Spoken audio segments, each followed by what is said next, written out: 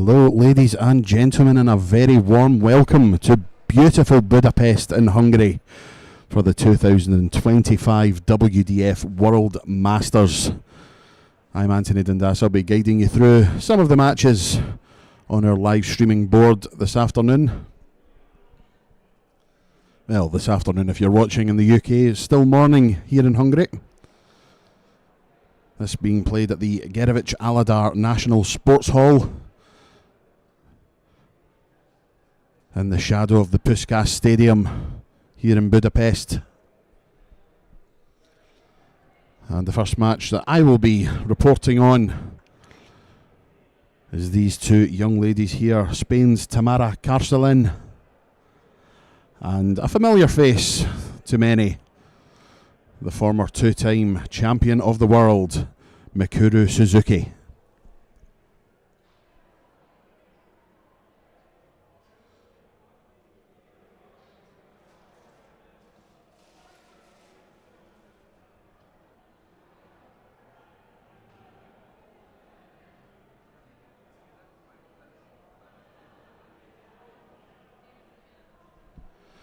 All these group matches played over the best of 7 legs.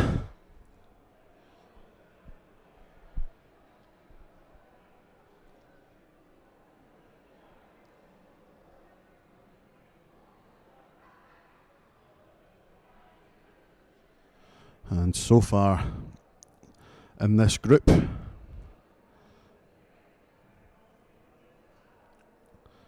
Mikuru Suzuki got off to a terrible start, a 4-0 defeat for the former world champion against Scotland's Louise Patterson, who played some excellent stuff in that one. Tamara got off to a winning start in her first match against Gail Det of Belgium, a 4-1 win. Then Mikuru started to find winning ways, a 4-1 victory in match 2 against Li Qing of Hong Kong. And Tamara, her second match ended a 4-1 defeat to Louise Patterson.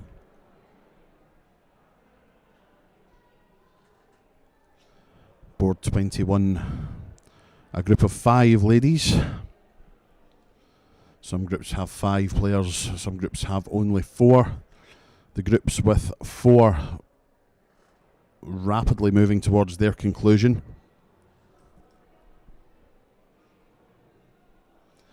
But this is being played in group, well, it's board 21 they're playing on the floor. It's group AT. Probably easier just to call it group 21, to be honest, but there we go.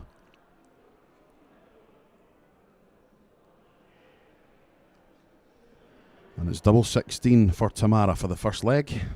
Against the throw, can't do it. Mikuru waits on double 10. And that is a wayward dart. Changes now to double 7. Can she use that as a marker? No. So Tamara comes back for 32. Double 16 for the first leg. And with the third dart, she manages it, and that is 1-0 against the darts as well. First blood in this one to the Spaniard.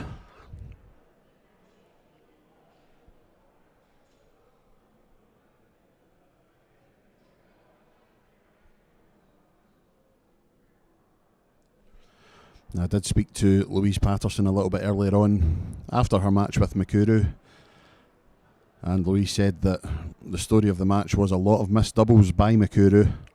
Didn't really get her scoring boots on for the first couple of legs, so Louise says she was relieved to get through that one, and even more so when Mikuru played her second match and was actually scoring very, very well. So Louise said she was relieved to have played her in the first one. Always the best, they say, playing the good players early doors.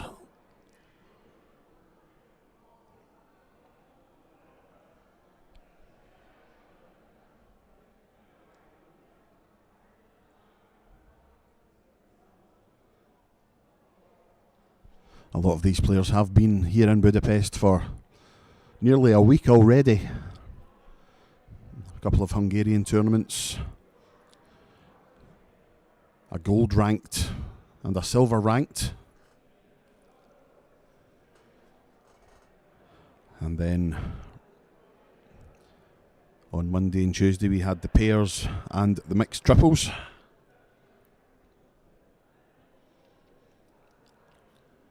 Today we have the group stages of the World Masters Women and the World Masters Open competition also. That will be starting a little bit later on. We also have the Youth World Masters, girls competition and open competition.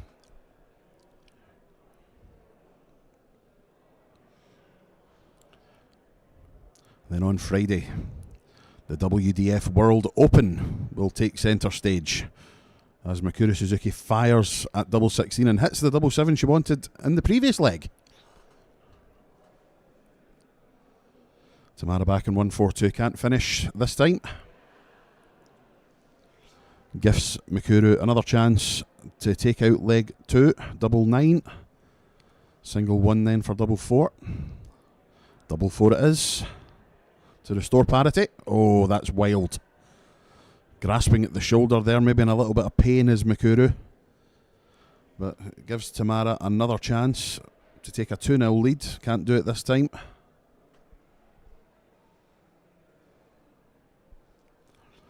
Double 9 then for Mikuru. And another wayward one. But make sure of the big one. She will return for double 4 if she gets the chance.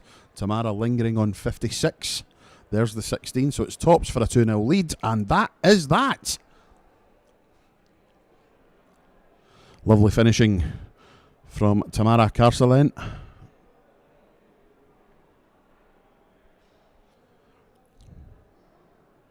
Consolidates the break and takes a 2-0 lead halfway to victory in this one. But yes, as I say, the World Open will take centre stage on Friday. And then Saturday, the WDF World Masters Finals on the stage. And we will find out who our 2025 World Masters will be. 4 champions will be crowned on the stage. And I'll be there on stage to crown them. Very much looking forward to it.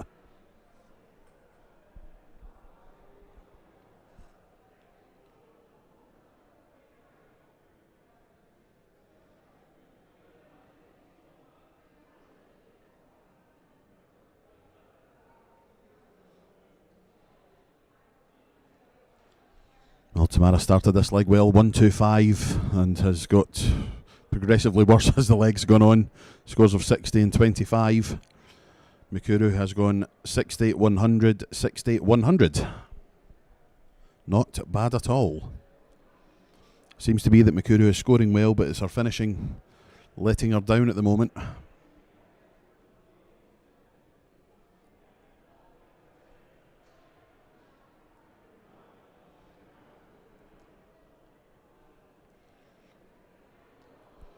Both of these ladies have international experience. Tamara represented Spain at the Europe Cup last year. Mikuru, of course, many appearances for Japan over many different competitions. Double 12, and that is much better from Mikuru Suzuki. Finally gets a leg on the board. Reduces her arrears to 1. And now is the time. Key leg, this one. As I said, Mikuru, a former 2-time world champion, also has won gold medals at the Asia Pacific Cup, twice in singles, once as part of Team Japan. And she has 2 gold medals at the WDF World Cup also, both in 2019, one for singles and one for pairs. Add to that 6 titles on the PDC Women's Series.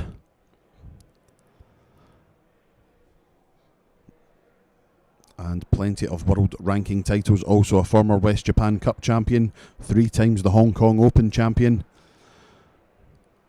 2-time back-to-back reigning Ulaanbaatar Open champion, She won the Swedish Open, the Pacific Masters, the Mongolian Open, the Korea Open, won both of them this year, twice a Japan Open champion, and she won arguably the hardest tournament on the circuit to win, the Dutch Open, back in 2019.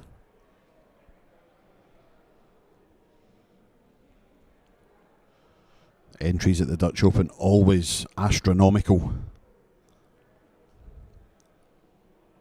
and that's why they say it's the hardest to win, just for the sheer volume of players taking part.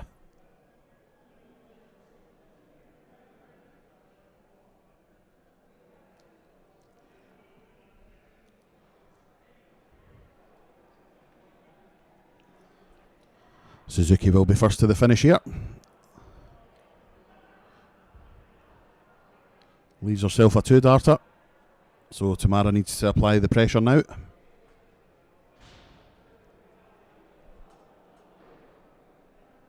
And not much applied there, it has to be said. So 94 for Miracle.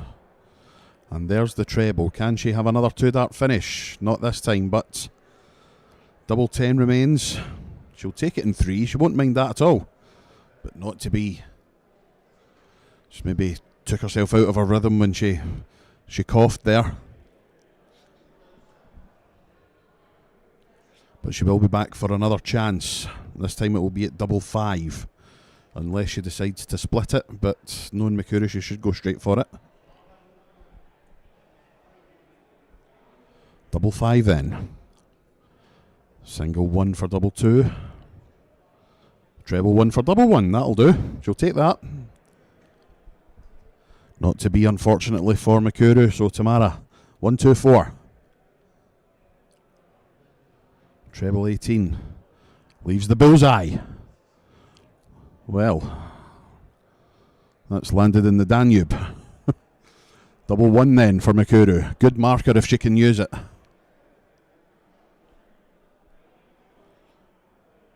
No, not to be. So, double 19 then for Tamara. For a leg she really didn't look like winning for a while. Oh, that could be awkward. Yeah. Blocker darts, those first 2. So, 1 up, 1 in then for Mikuru, perhaps. There's the 1 up. There's the 1 in. Thank you, Anthony.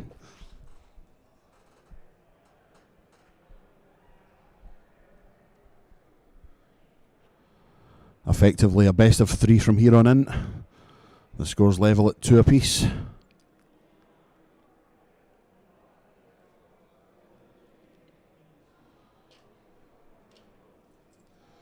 And we can have a look around the boards at the other games currently going on. The other game in this group currently being played, Louise Patterson 1-0 up in her match.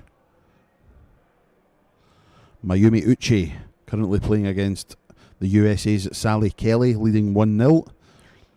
Lorraine Hyde 3 legs to 1 to the good against Jessica Wendell. Irina Armstrong just starting her match. And she's just won the first leg, in fact. 1-0 to Irina. Leila Brussel in an all-Netherlands affair against Megan Lucas. Currently 1 apiece there.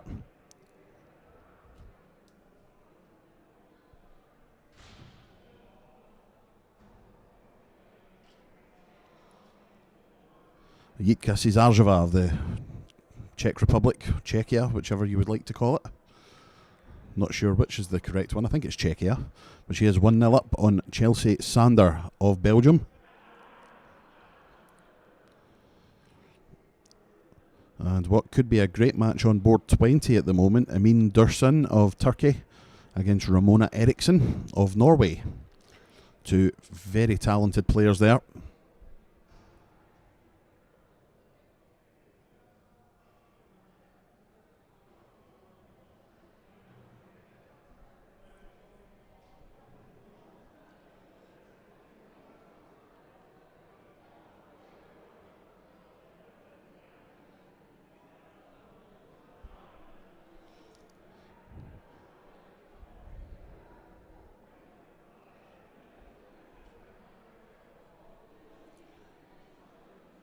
Well, Tamara going for 65, hits the bull she wanted earlier.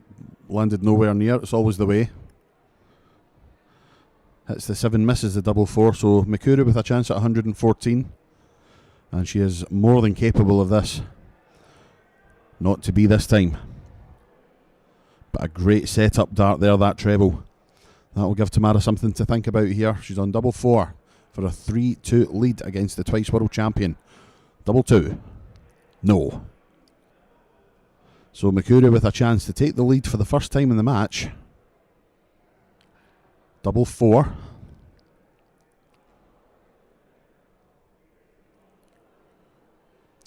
And she takes it. Second dart at the target, last dart in hand. And a 3-2 lead then for Mikuru Suzuki. First time she's led in the match. And we're back with throw in this one. We have got a few groups that have completed. Group AA on board 1. Dita Hedman coming through that group unscathed. A 4-1 win over Tabia Branca. 4-1 win over Montse Boronat. And then a 4-0 win over Stephanie Snow-Lee. So that sees Dita Hedman through. Topping the group. Anna Forsmark has also come through Group 2 unscathed. 2 4-0 wins and a 4-2 win. Lisa Zolikoffer has won Group 3. A 4-3 win, a 4-1 win and another 4-1 win. Group 4 still being played, but it looks like it will be Paula Jacqueline who has topped that group. 4-1, 4-0 and 4-2 her results. Priscilla Steenbergen looks to have won Group 5, dropping only 2 legs. 4-1 over Silke Lowe, 4-1 over Joanne Walsh and a 4-0 win over Snezana Velkovic.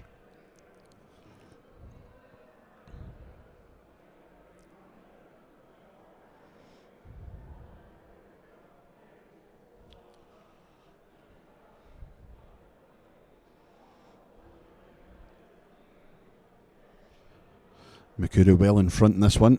First to the finish by a good 140 points.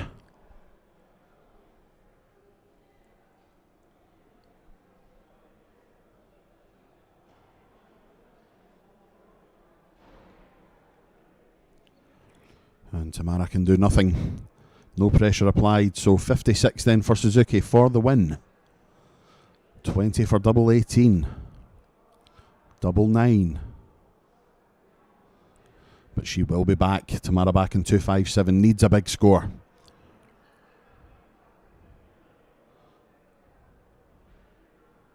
Oh, those are awkward, I think. Oh no! Threads the needle, finds the treble 20 in between the other 2 darts.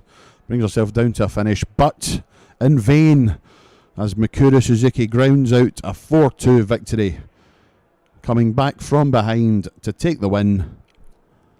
4-2 to the former world champion.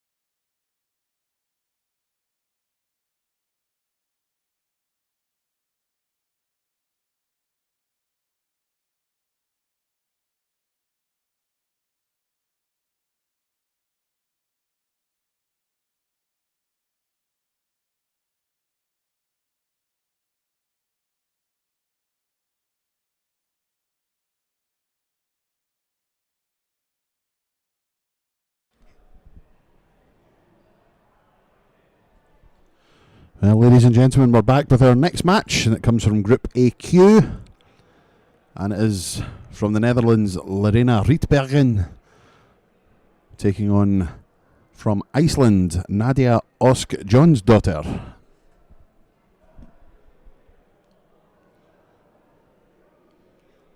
And Nadia was last year's Latvian Open Girls Champion.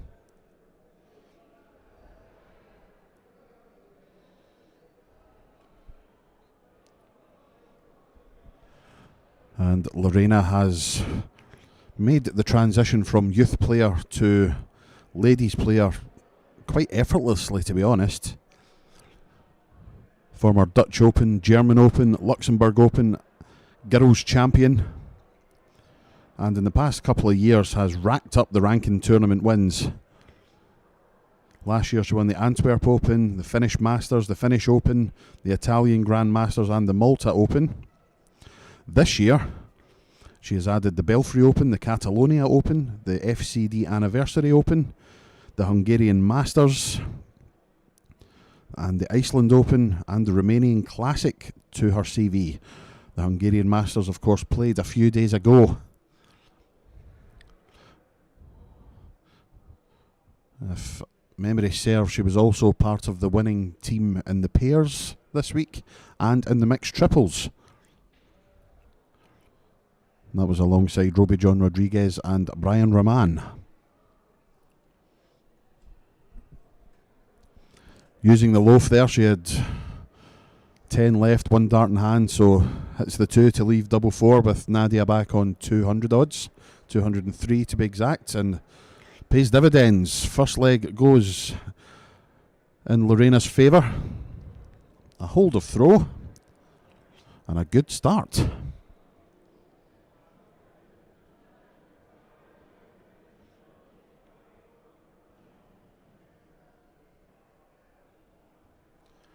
Nadia represented Iceland at last year's Europe Cup Youth.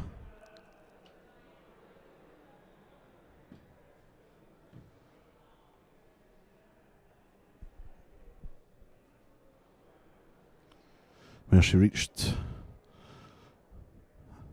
7th in the rankings in the pairs.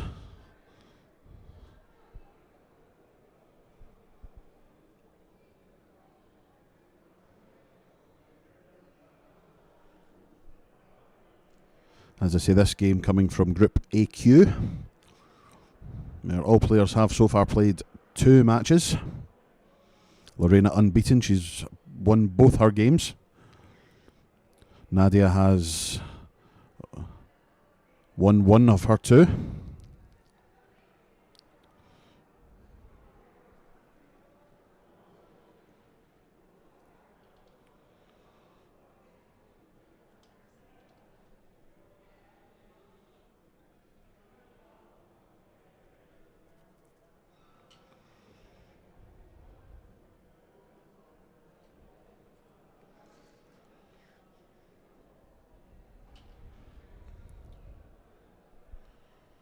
Going round the boards once again, Jasmine Schneer finds herself 2-1 down against Anne Jokinen of Finland.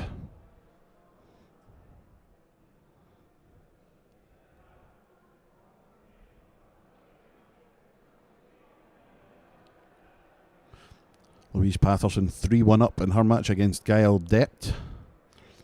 And that game I talked about earlier on board 20, Emin Dursun of Turkey and Ramona Eriksson of Norway, 2-1 currently to the Norwegian.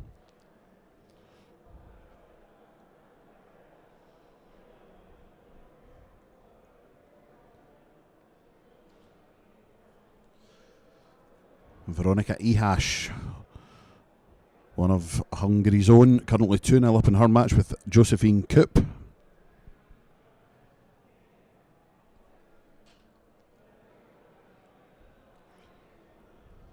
And Kirsi Vinikainen of Finland has taken the first leg in her match against Josiane Finnick of Canada.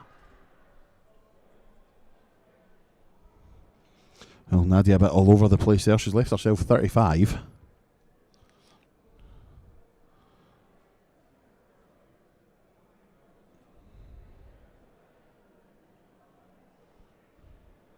Double 16. quite a way off. Oh, that was a 19. I thought it was a 3. Never mind. Double 10 then for Lorena. How close can you get? Very, very unlucky. So another chance then for Nadia. And finds the wrong bed, busts the score. Gifting Lorena another chance. And it's a chance she takes. Last dart in hand, pings double 5. Doubles her advantage. It's now 2-0. Halfway to victory in this group match.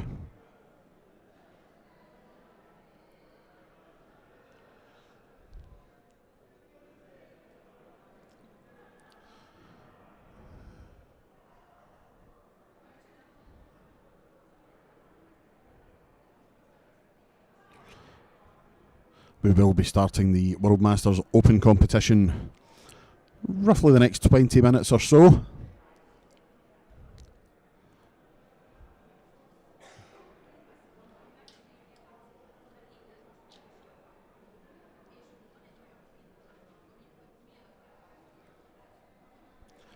I can also confirm that our next match will come from Group AZ, and it will be Judith Siml taking on the history-making Sophie the Trophy McKinley.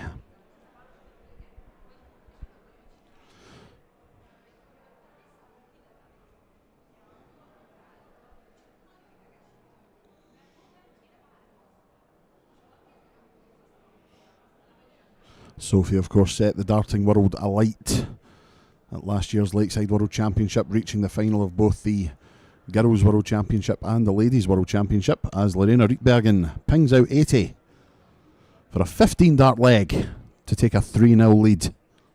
One leg away from victory.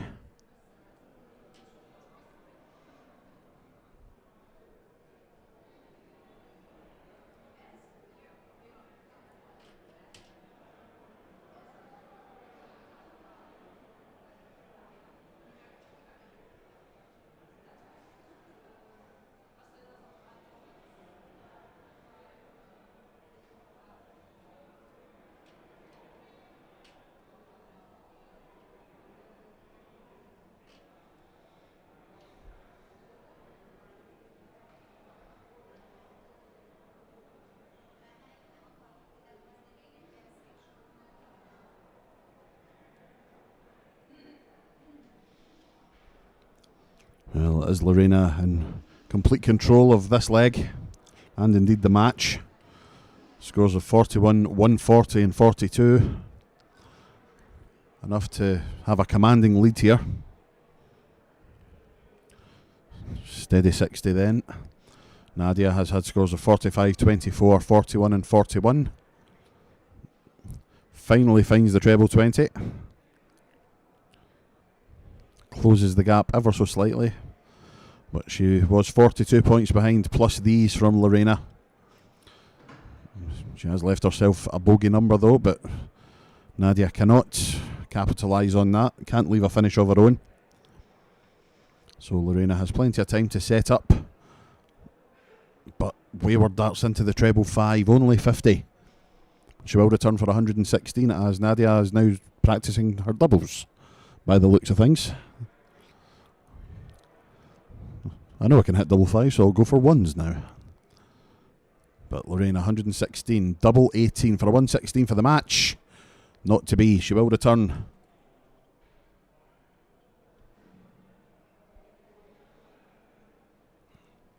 Whoa. Flyer right out the hand from Nadia. And Lorena double 9 for the match and a 4-0 victory. Not to be, but she once again will return. Nadia left on 169. Great last start though. Will that give Lorena something to think about, I wonder? Well, she split at 6 for double 6. Not to be. So an unexpected chance for Nadia. Single 18 would leave the bill.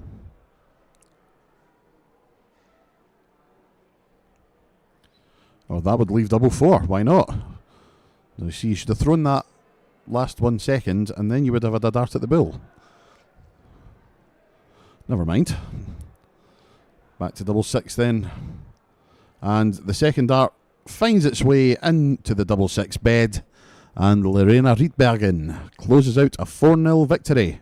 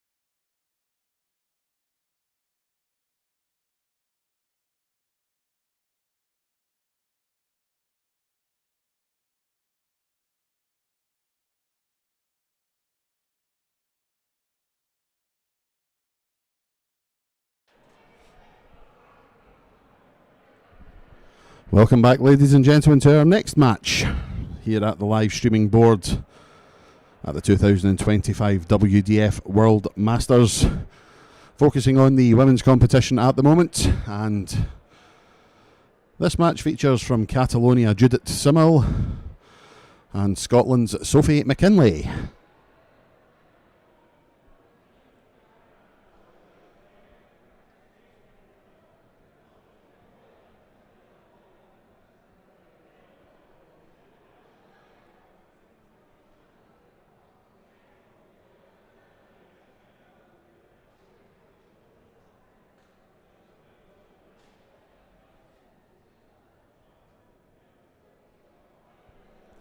Judith has played at the World Masters before. Her best run came back in 2014, where she reached the last 128. Sophie's best run at the World Masters came in 2022 with a run to the last 32. However, as I said earlier, set the world alight last December at the Lakeside when she ran to the final of both the Girls and Women's World Championship. Unfortunately, coming up short in both of those, she lost the Girls final to her great friend Paige Pauling and lost the Women's final to the magnificent Bo Greaves. Bo not here this week, of course, preparing herself for her professional career, having won a 2-year tour card for the PDC, and I'm sure I speak for us all when I wish Bo every success with this new stage of her career.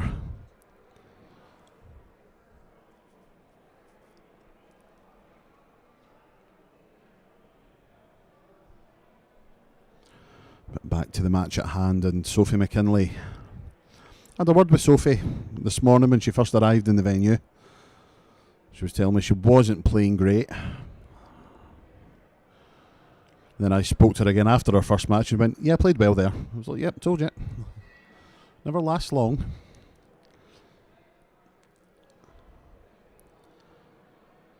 She has 89 for this first leg.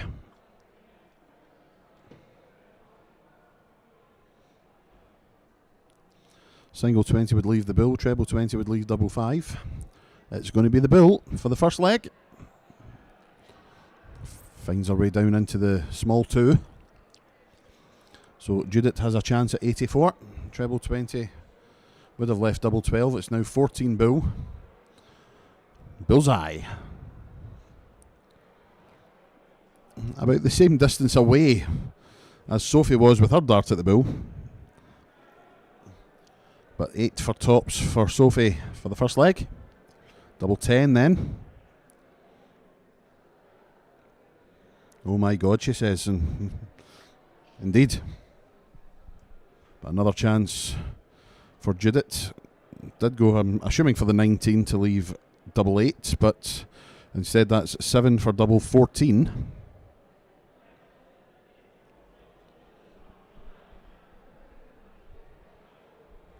Not to be, clatters into the number ring. Falls to the floor and gives Sophie another chance at double 10. Just the wrong side of the wire, double 5. Miles low. Opts to bust. So another chance at double 14. Double 7. Can't do it.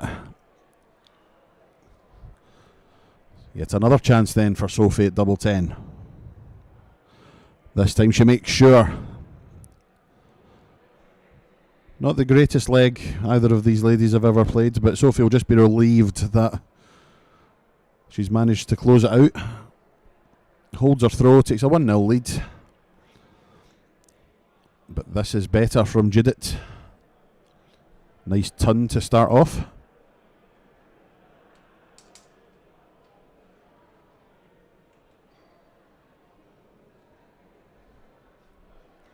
And a great recovery that last start.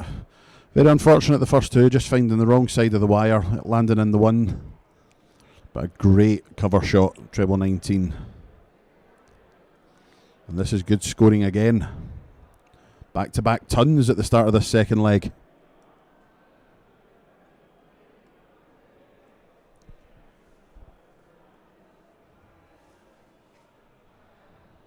Can Sophie put another one in that treble bed? Yes, she can.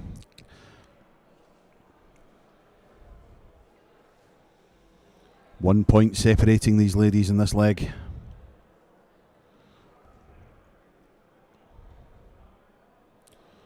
That's wayward.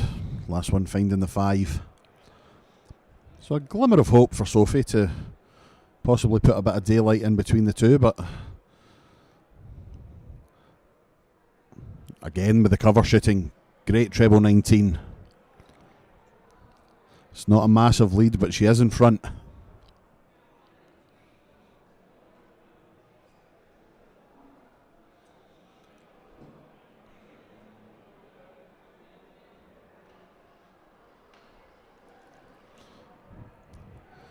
And remember, if you are wanting to keep on top of what's happening on the outer boards here at the WDF World Masters, why not log on to dartconnect.com, get yourself a free membership, and you'll be able to follow all the action on all the boards here at the WDF World Masters.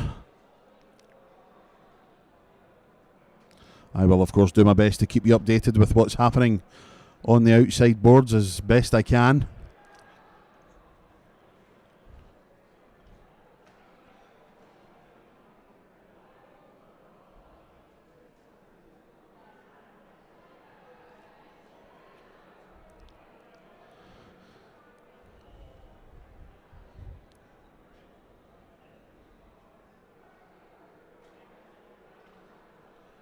So Sophie has 1-3-5 for a 2-0 lead. Fantastic bull to start the combination. Can't find the treble 15. Should go treble 17 here. Very unlucky not to find it.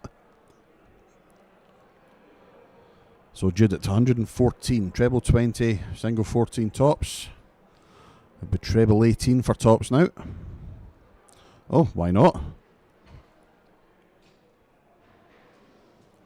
The lesser spotted double 17.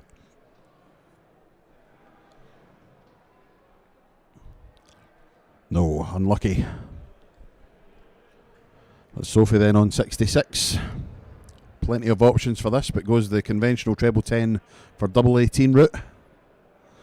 And make sure of it in 2 darts. Super stuff from Sophie McKinley. And it is 2-0 to the young Scot. Around the boards, Christine Hyde currently 2 apiece in her match. Lindsay Ward, also of Scotland, 2-0 up in her Group 18 match with Nadia Osk Johnsdottir, who we saw on the stream a little bit of time ago.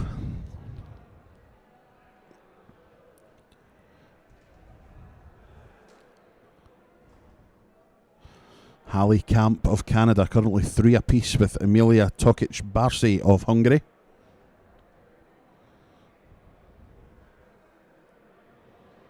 Mayu Shimizu of Japan, 3-0 up on Anne Wilcom of Germany. Brigitte Otrob of Austria, 3-1 up on Rita Kapas of Hungary.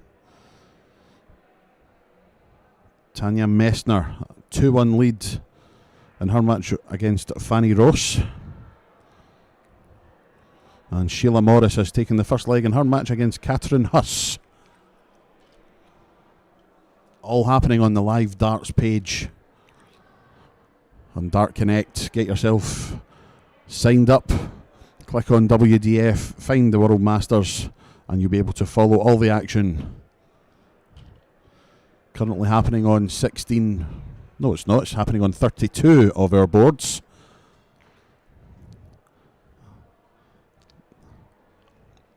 Plenty more boards to follow very soon when the men's competition begins.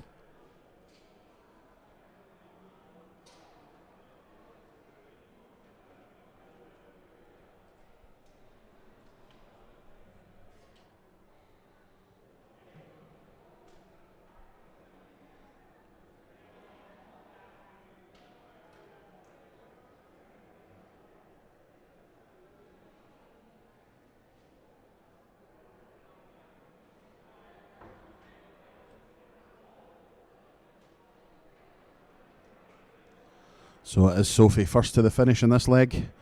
122. Treble 18. Well, can't do it now. Gets rid of the 18, so that's 100 left. Will she be back for 80? 126 for Judith Siml. That's easy for me to say. Another one of those would leave the bull. And it would be the best 1-2-6 finish I think I've ever seen. Very much doubt she'll go for another one of those, but... Oh, well.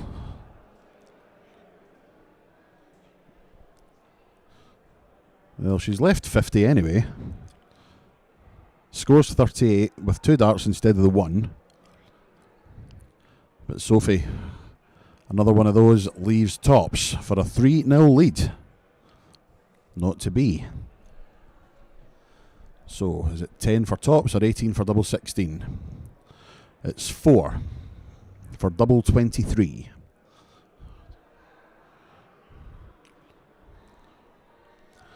That leaves tops though.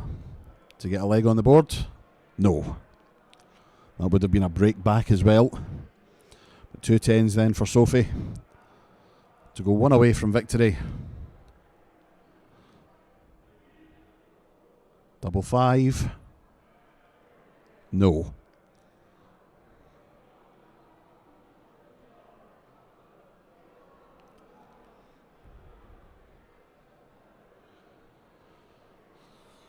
Well, that was for double 10. It's a single 6 for double 7. Right next to the double 19 she hit earlier. But she can't hit the double 7.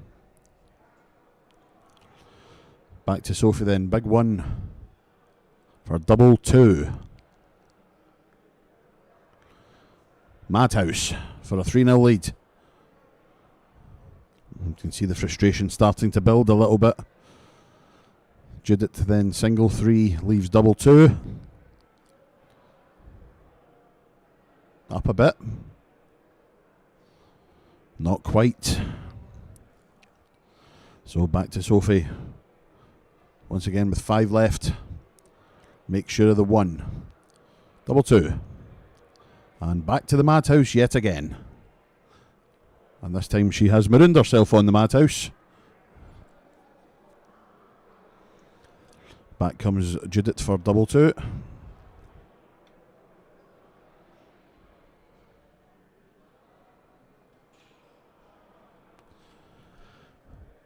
That's one of those legs, both on double 1. Who's going to be first to hit it? Sophie. Sophie's going to be first to hit it. 3-0 lead then for Sophie McKinley. 1 leg away from victory in this group match.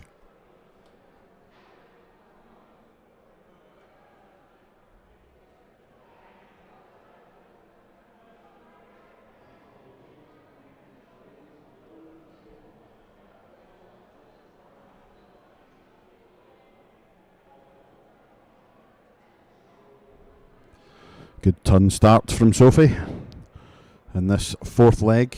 A must win for Judith. And if Sophie can see this out, a 4-0 victory.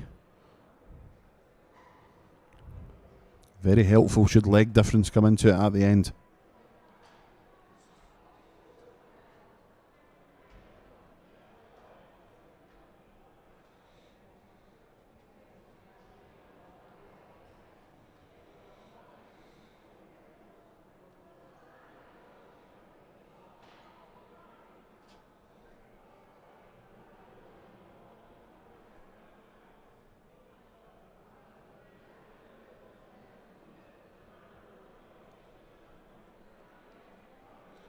Well, Judith getting progressively better on this leg. She's went 41.60 ton.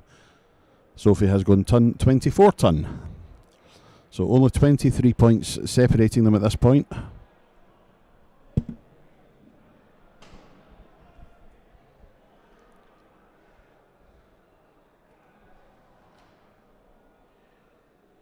Will 60 be enough?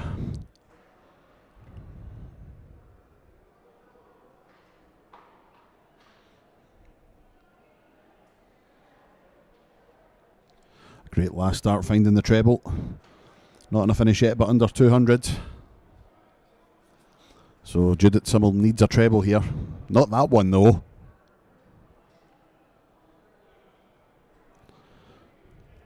Sophie should be first to the finish here, barring an absolute catastrophe.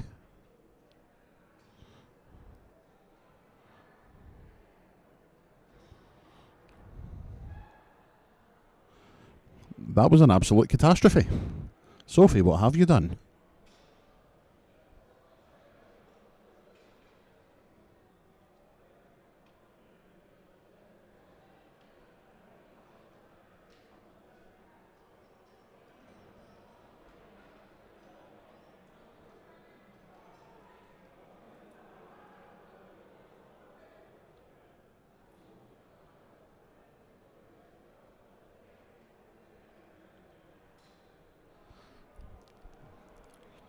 That is a 25, so treble 20 for tops. Not to be. So Sophie McKinley then with a chance to close out a 4-0 win. Treble 10 for tops, treble 18 for double 8. Treble 10 for tops it is. And make sure of it, a 2-darter for 70. A 4-0 victory for Sophie McKinley over Judith Siml. Going strong in Group AY.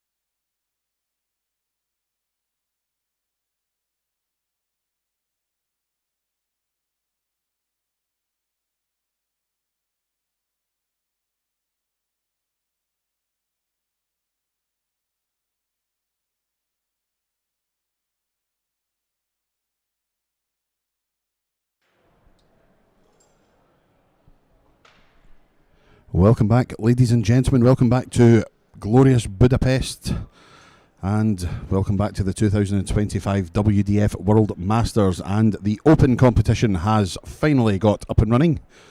A few technical issues have meant a later start than what was originally billed. However, those problems seem to have been sorted, and we are underway at last.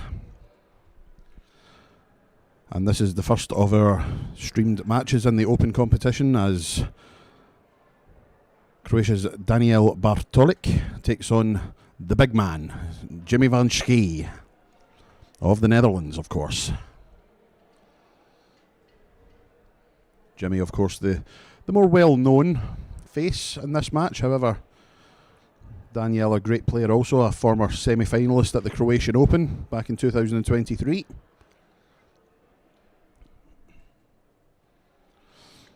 And Jimmy Vansky, former winner on the Challenge Tour, also has a plethora of world ranking titles to his name, most of which came last year. Last year he won the Swiss Open, the Romanian Classic, the Italian Grand Masters, Hungarian Classic, Czech Open, the Catalonia Open, which he defended this year, the Belfry Open, which he defended this year, and to add to those this year, he's also won the Antwerp Open and the Belgium Open.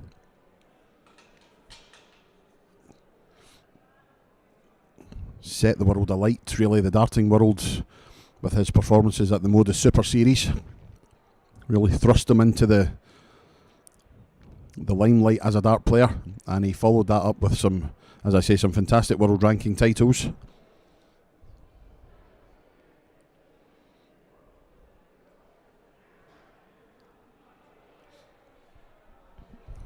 Was, of course, at the Lakeside World Championship last year. Reached the last 16, and we'll be looking to better that this time round in a few weeks' time when we head to Frimley Green.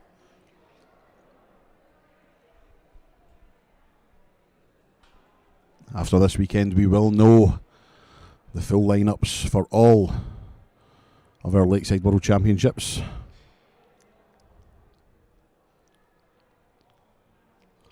Open ladies, Open youth and girls. Saturday is, of course, the finals of the Winmore World Masters. That's going back a bit. The WDF World Masters. Winmore World Masters, something completely different now.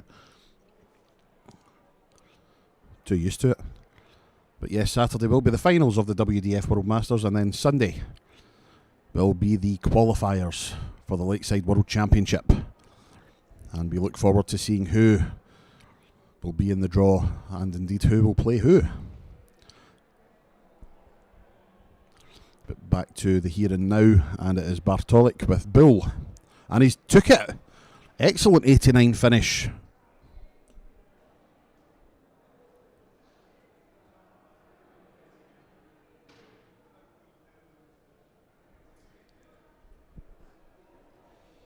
Well, Jimmy Vansky's not going to have this all his own way.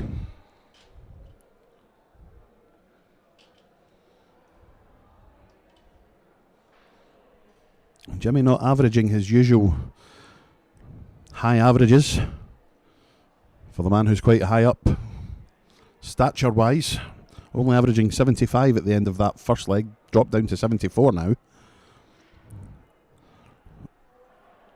but still a long way to go in this best of 7 encounter. Some of the men's groups have started. There are a few still to start. Basically the groups with 5 players have started, and there are groups with 4 players in, which will start a little bit later on as Jimmy rattles in another 140.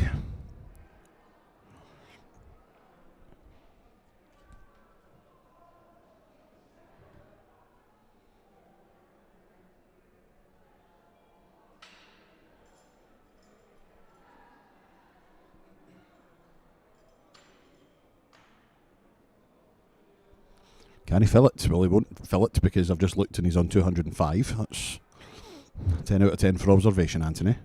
But he will return for 83. Multitasking, not my strong point, obviously. And a Robin Hood from Danielle. So treble 17. Doesn't have to go 16 bull. Indeed he doesn't. So he'll be back for double 18. Bartoic back on 329.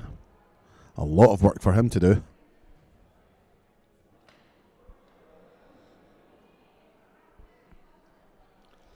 Still miles back, so Jimmy can have as many as he likes from 36, I think. Splits it 2 for double 8. Will return for double 8.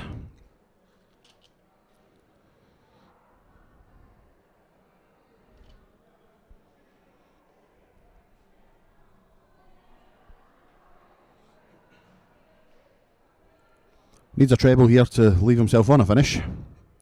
Not to be. So Jimmy, double 8 to take a 2-1 lead.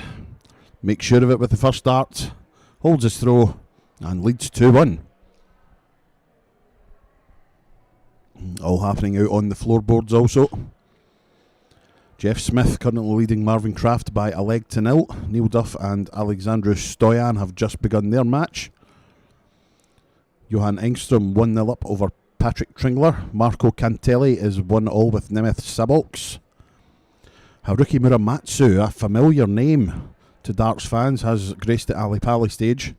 He's currently 3-0 down to Ireland's Patrick Quinn. Kevin Luke of the USA leads Aaron Bradley from the Isle of Man 2-1. Darnell McCrory of Northern Ireland leads Tony Martin a leg to nil. Cliff Pryor 3-1 up over Alfie Busby.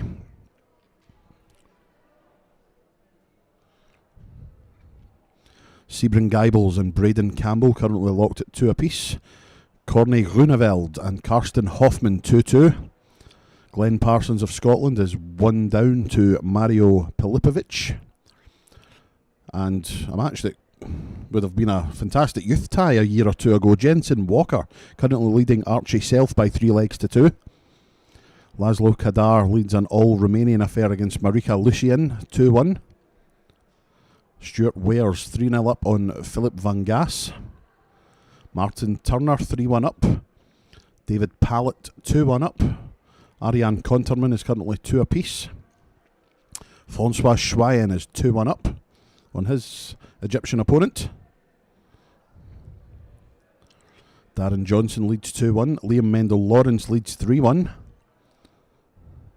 And on the other streaming board, Petri Rasmus of Finland currently 1 apiece with Ryan de Vrede.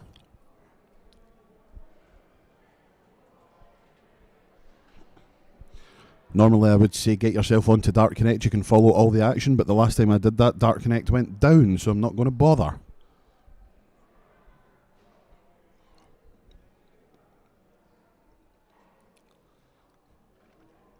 Instead, what I will say is Jimmy Vansky has 167 for a 3-1 lead. Treble 19. Oh, just the wrong side of the wire. Good setup. That will give Daniel Bartolik something to think about. Double 12 though. Can he adjust? Not quite. Very unlucky. So that gives Jimmy Vansky 3 darts in hand at double 14. Can he use that as a marker? Yes, he can.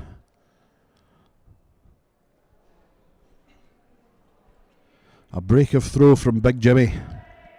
And he leads by 3 legs to 1.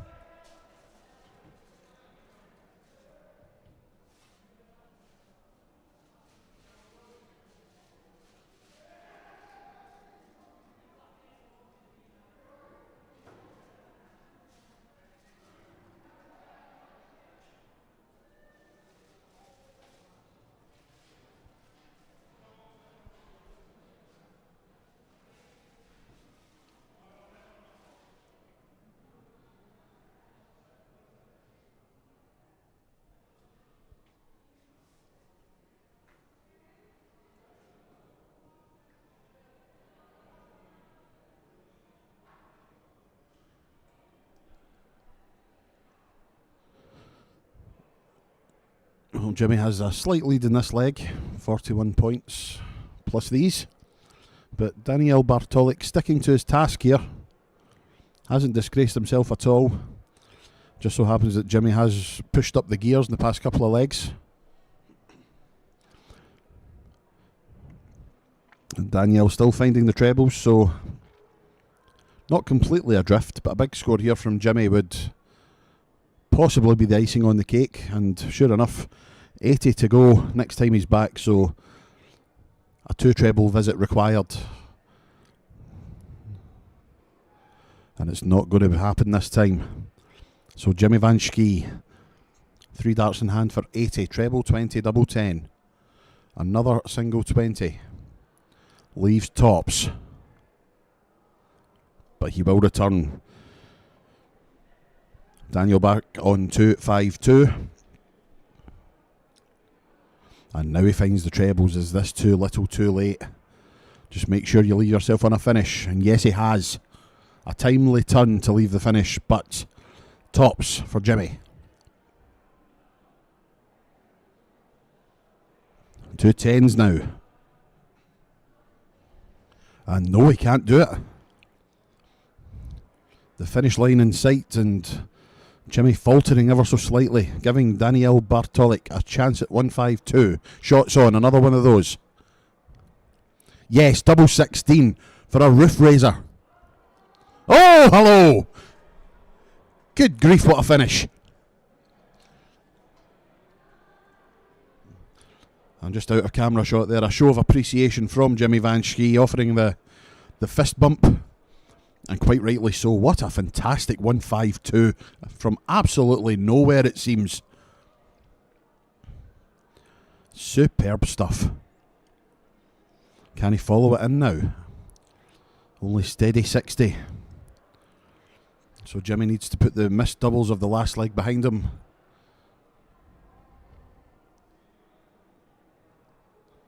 Oh, and the dart falls out the treble. A score of 40 floor for Big Jimmy.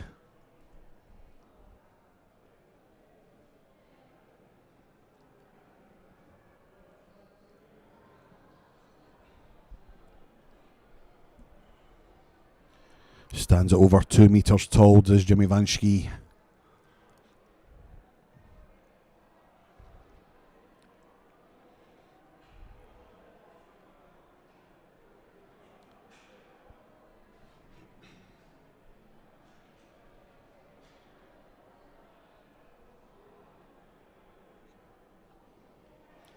Well, so far it's all to play for in this 6th leg.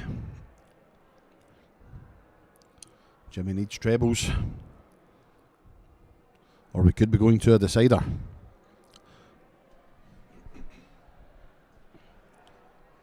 Well, finds the 1 treble for the ton.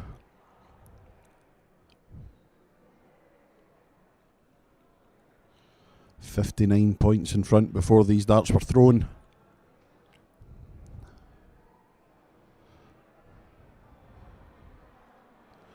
Jimmy cleverly going for the 19s on 265. Can he fill it for a 171? Well, 133 will do. First to the finish, he'll be back for the 132. The so-called champagne shot. With Daniel Bartoic back on 242. Needs a treble. Now needs to keep this straight. Single's not the worst. He has 161 left should he come back. And after his finishing in the last leg, who's to say it won't go? He's going to get a chance at it anyway, that's for sure.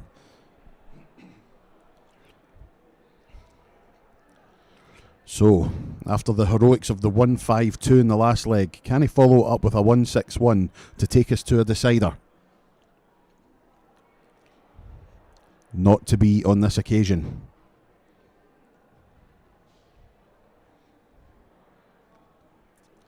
Only 45.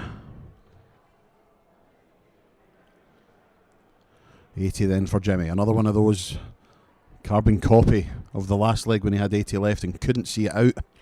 Can he do it this time? Tops for the match. No. Way too high. And now Daniel Bartoic. 116 left to take us to a 7th and deciding leg. Goes the 19 route. A treble will leave tops. He's got 78 left, so should be treble 18. Then again, maybe not. 58 scored, 58 left, but Jimmy on tops. Has to go, you feel. And it does at the second time of asking in this throw. Jimmy Vansky closes out a 4-2 win. Only a 78.7 average from Jimmy, but he will build on that. It's only the first game of the day. Plenty more group matches to come. But surely the talking point will be Daniel Bartoic's 1-5-2 checkout. Absolutely outstanding. But unfortunately, he comes out on the wrong side of a 4-2 win. Jimmy Vansky goes top of the group, for now at least.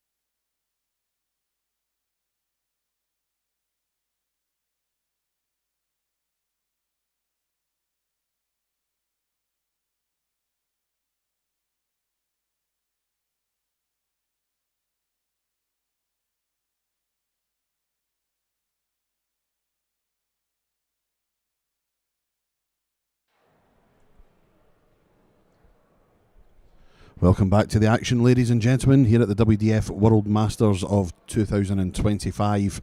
And we continue with Group AA. All the matches from this group will be on our live streaming board.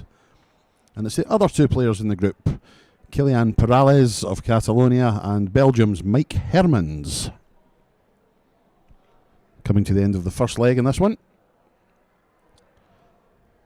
Perales with a Shanghai finish to take it, not to be, so Hermans waits on 48.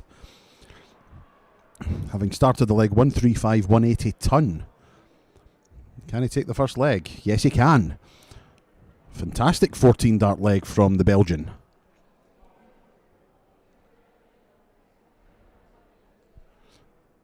Has played in a couple of Euro Tour qualifiers this year. Tried to qualify for the Belgian Darts Open and the Flanders Darts Trophy. Unfortunately didn't make it to either of those. And his opponent, Kilian Perales, former Gibraltar Classic Youth Champion.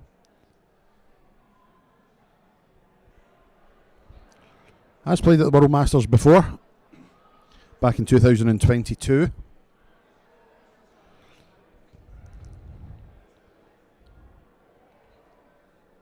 Has reached the last 16 of the World Masters Open Youth back in 2022 also.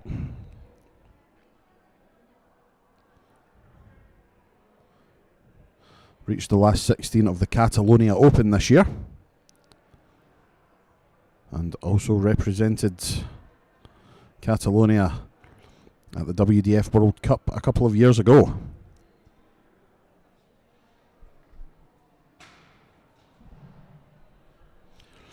A 140 each in this leg. Can Hermans fill it up? Oh, he comes down. Probably a wise choice. That second dart was hanging on a bit precariously. It is wayward though, and it has left him on a bogey. So Perales, barring a catastrophe, will be first to the finish. Will return for 155, but Hermans should be on a much handier finish than that. So here we go then, 155 for the young Catalonian. Not to be on this occasion.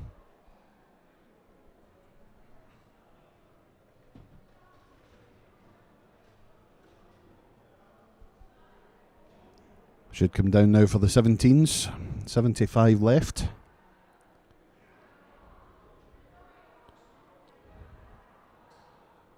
But Hermans on 108. Goes the 18s route. Shanghai on the 18s. Looks to the heavens as that second dart clatters into the first and heads floorward. So 58 then for Perales. There's the 18. Tops. Oh no. Calamity as he finds the big one. So that gives Hermans a chance then to double his lead. Oh, he's going to go 50. Oh, well, he's went 25 tops. A risky manoeuvre. Hasn't paid off this time. Percentage player would have went 15 bull, but fair play. Double 16 though for Perales. Double 8. Double 4. Doubles letting him down. And that gives Mike Hermans another chance to take a 2-0 lead. That's awkward. Readjusts. That is definitely awkward. And it gives Perales another chance, this time at double 2, to restore parity at one apiece. And you feel it has to go. Mike Hermans won't give many more chances. Madhouse. Not to be. Thank you for the chance, says Mike Hermans. Double 5. And he makes sure of it. Lots of chances at double 10 spurned. First chance at double 5, he pings it. Gives the board a playful slap as he walks past. Must be saying thank you to the board. Thanks for that. But it is 2 legs to the good for the Belgian.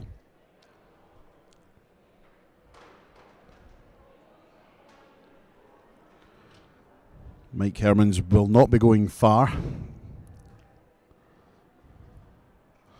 He is in our next match also. He'll be taking on Jimmy Vansky.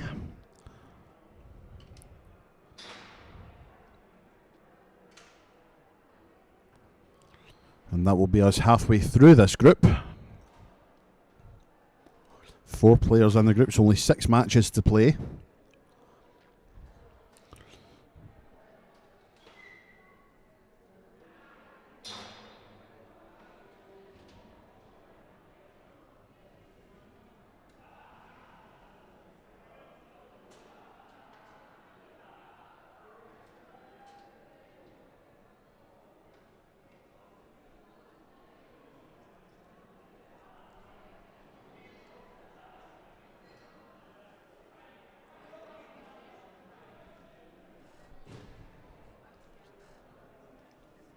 And as the ladies group stages draw to a close, the open groups are now starting to fill up the boards.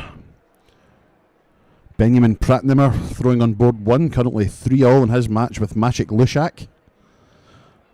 Big Nasher John Scott 2-2 in his match with David Ruiz. Franco Giuliani, the World Cup singles champion, 3-2 down to Ireland's Ronan McDonough, who's averaging just short of a ton. What a game that is. Franco averaging 91 himself.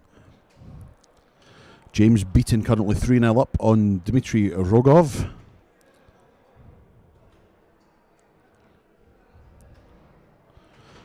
Pat Scurfield, who is a rich vein of form recently, he's currently 1-0 up in his match. Jason Hogg of Scotland 1-0 up over Jan Gorges Nielsen of Denmark. Superman Matt Clark 3-2 up over Jonas Bulo Sorensen of Denmark.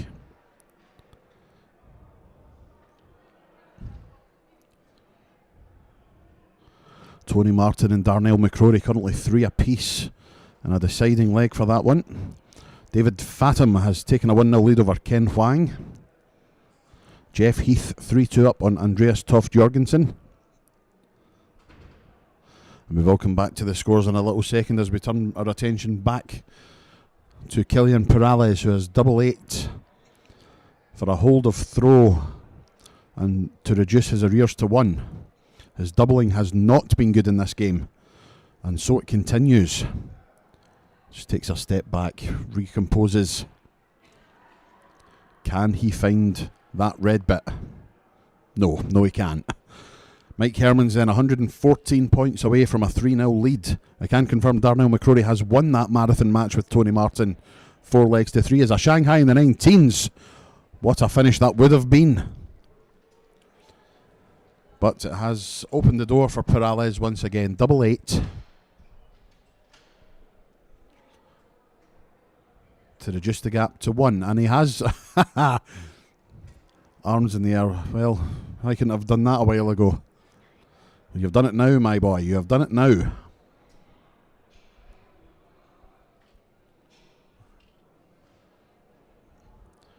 Looking at some more of the scores out on the boards. Aaron Beanie of England currently 3-0 up on his Hungarian opponent, Trebula Istvan.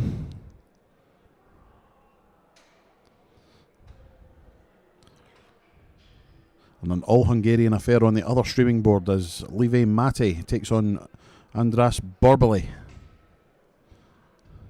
3-0 to Andras, who's just won the third leg. Match is just about to start. Andy Davidson is about to start his match. Danny Truman's about to start. Nick Fulwell's about to start his match. All happening.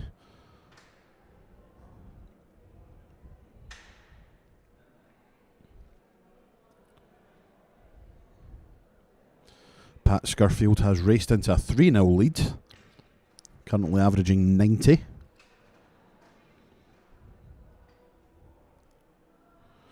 James Beaton now 3-1 in his match.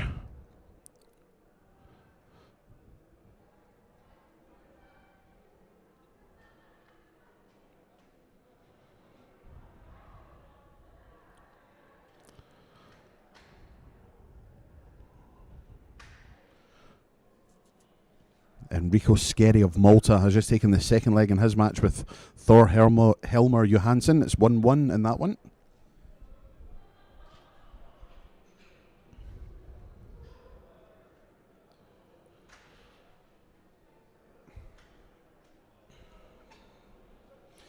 Matthew Smith of Spain 3-1 up on Bogi Arge from the Faroe Islands. And it could be 3-1 to Mike Hermans here. He's decided to go the 16s route, and why not? Opponent not in a finish. Sets it up, double 16 when he returns, but what pressure will he be under? What can Kilian Perales do here?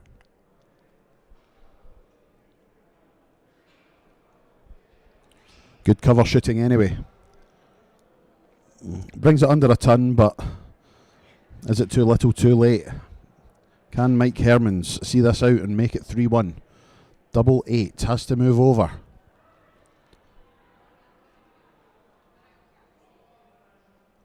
Double 4.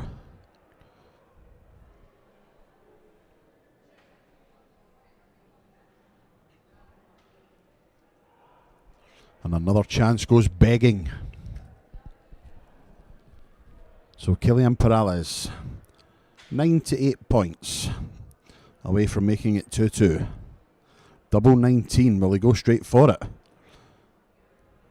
Or growl, that usually means he is going straight for it. But I wouldn't be surprised to see him go 6 here. Yep, 6, double 16.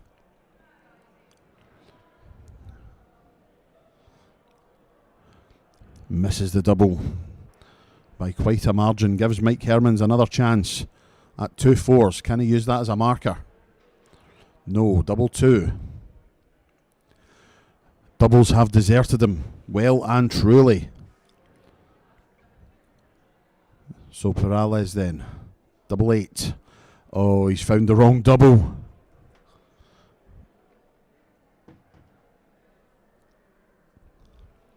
Busts his score, gives Hermans another chance.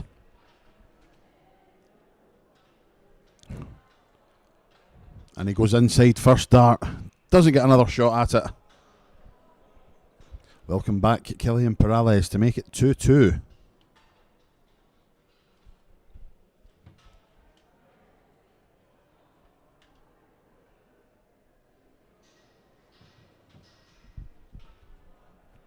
Double 4. Make sure of it this time. Offers an apology in the direction of Mike Hermans. But it is indeed Desmond. 2 apiece. Or 2-2, I should say.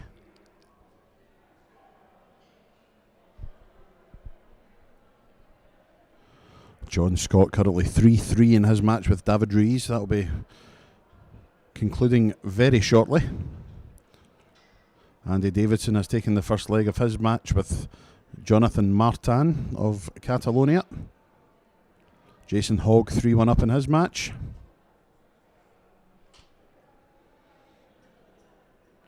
David Fathom finds himself 3-0 up on Ken Huang.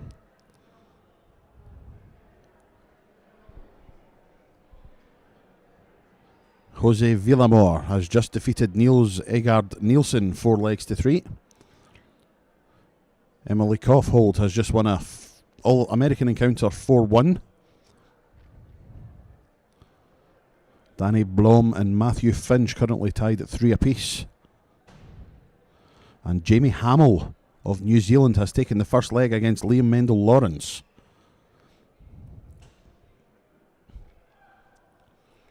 Bradley Kirk has just started his match with Aulin Abela from Malta.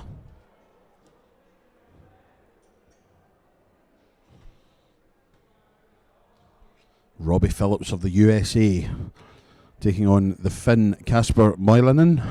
That match just underway.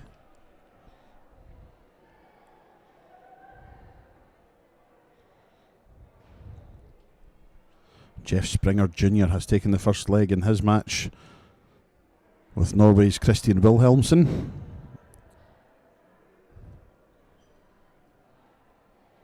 It is all happening out on the floor. Stephen Rosney leading 2-0 over John Oder Hjelmtisen of Iceland. And yes, I am very well aware that I am probably massacring most of the names I'm trying to say, but I am trying. Double 12. Mike Hermans will be trying to take the 5th leg here. Treble 18 would leave double 12, 20 would leave tops. Tops it is for a 3-2 lead and another break of throw, not to be. And a match that it looked like Mike Hermans was going to win fairly convincingly. He now runs the risk of falling behind by 3 legs to 2. And he's going to need the Richard Ashdown double 3. And he gets it.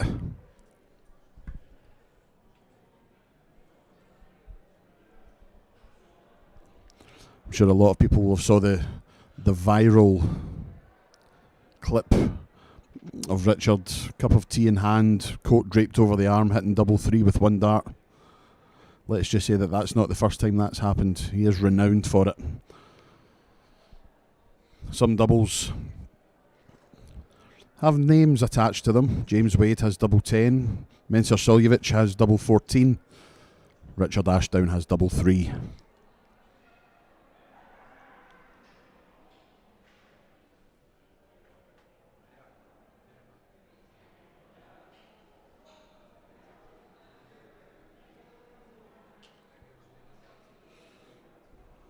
Danny Truman 2-1 up over Canada's Nick Smith at the moment, averaging 97.5.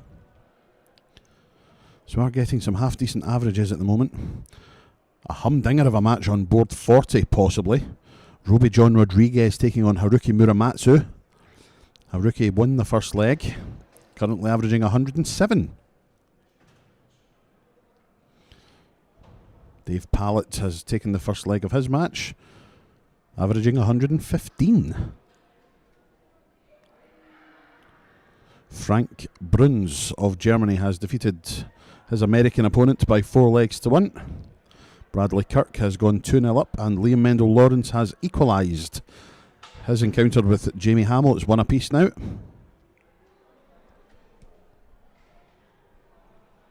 Corne Grunewald 1 apiece with Michael Mugginson. Dustin Holt of the USA leading Ryan O'Connor 3 legs to 0. And Jensen Walker finds himself 3-2 down against Lucas Nussbaum.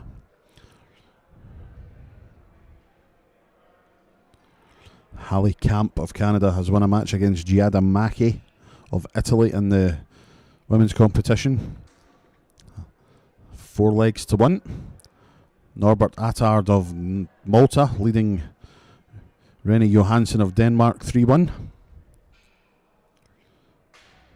And Jeroen Caron of Belgium beating Benoit Lalonde of Canada 4 legs to 0.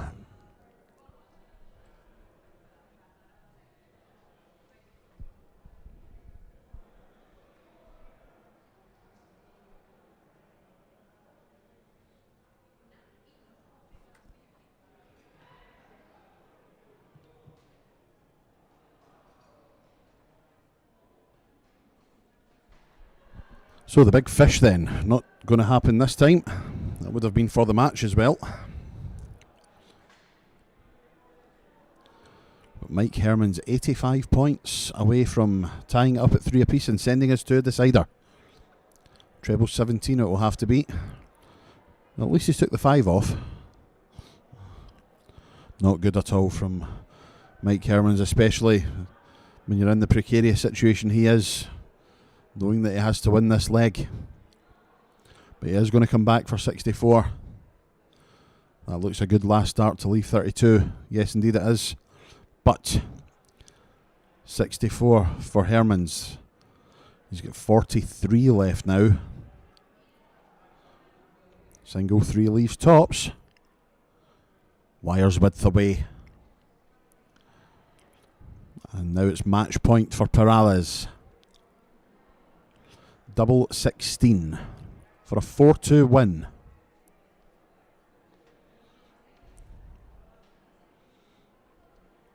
And he's hit a big 7, so 25-9 for double 8. For the match. That's not the way you do that. So another chance to take us to a decider for Mike Hermans. And he makes sure of it this time. Finding top, second dart. And it is all square 3 apiece. We are going to a decider, and it is Perales to throw first in that decider.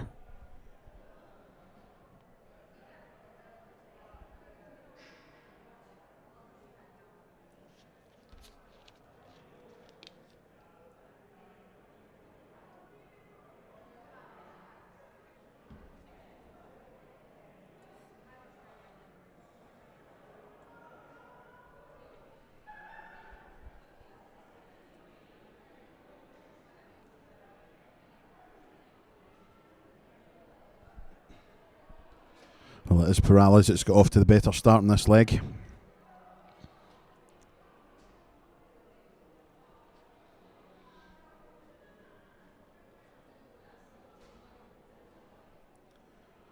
But Hermans answering straight back.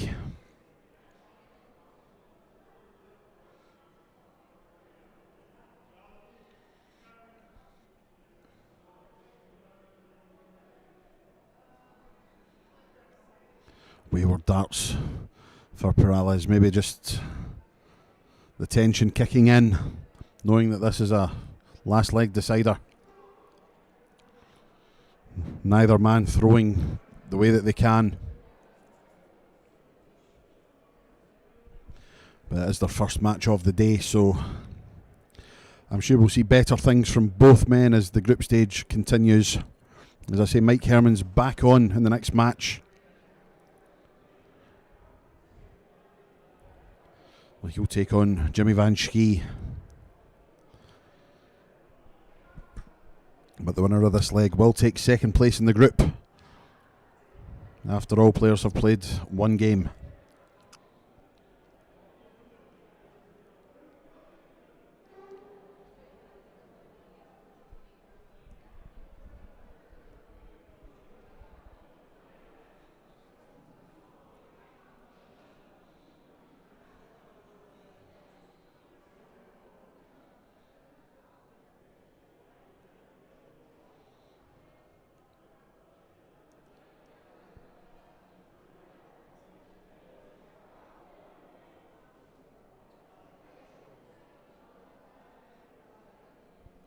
I do have to say, average-wise, it's not one for the highlight reel, but these two guys battling.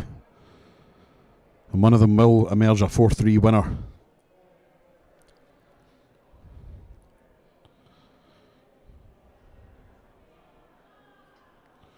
Great drama, if nothing else. It is Mike Hermans first to the finish, and he has 66 left. Thanks to his 139 visit the shot before. I was going to assume, before he checked out tops to win it, that he was not going to go Shanghai on the 11s for the match. But he has taken it out, 66 and 3 darts.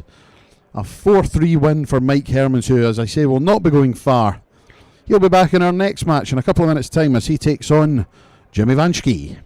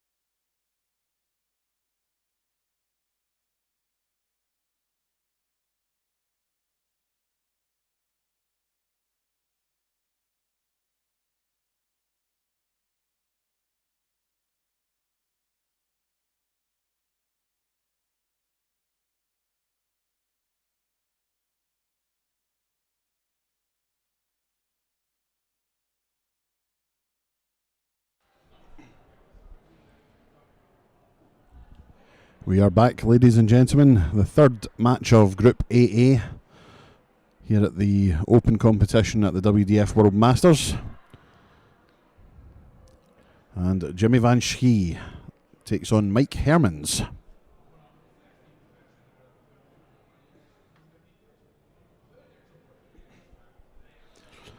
Both of these guys won their first matches.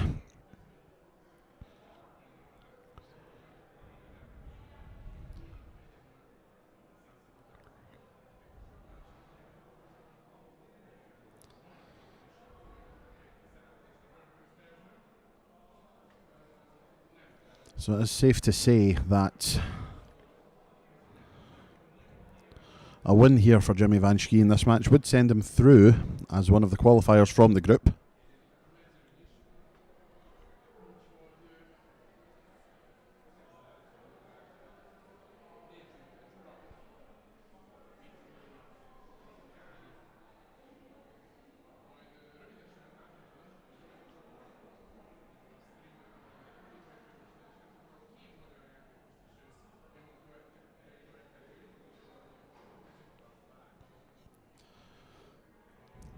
It is Jimmy first to the finish in this one. He has left himself on the big fish. Herman's not on a finish, so doesn't really have to go for it, but would be a barnstormer if he did. Another one of those. No.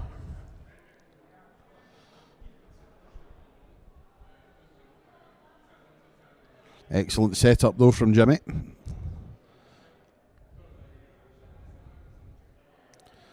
Hermans still cannot leave a finish, so it is tops for Vansky under no immediate pressure. Makes sure of the double 10 and breaks the throw and takes a 1-0 lead. Seeing players on a 170 whilst I'm sitting in this room does bring back memories of last year and the World Open. Commentating on the final of the Men's World Open. And Rhys Colley left himself 170 to win it. And of course I was working not only as commentator, but I was master of ceremonies for the event also. And as the bull went in for the 170 to win the tournament, I was still sitting with a headset on, talking rubbish. Then had to run down the corridor. And anyone that knows me and the stature and the size that I am knows that running's not something I do frequently. But it was definitely worth it that day. What a wonderful 170 it was.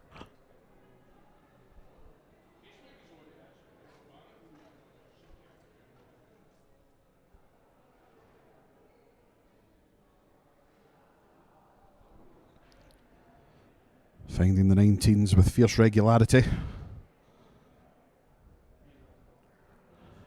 First to the finish.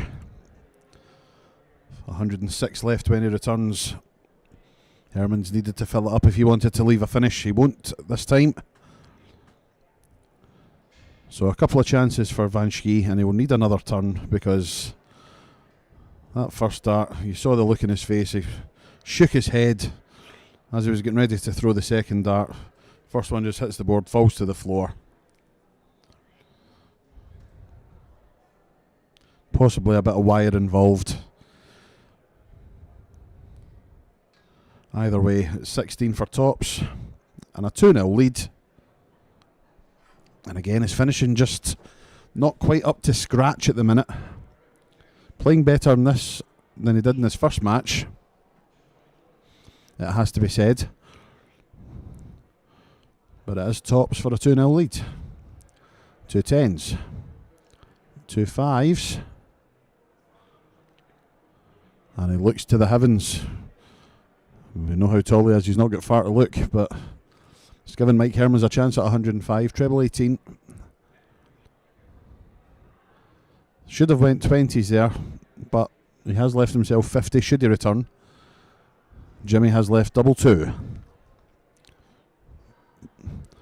Bottom of the board, probably not a preference of Jimmy's.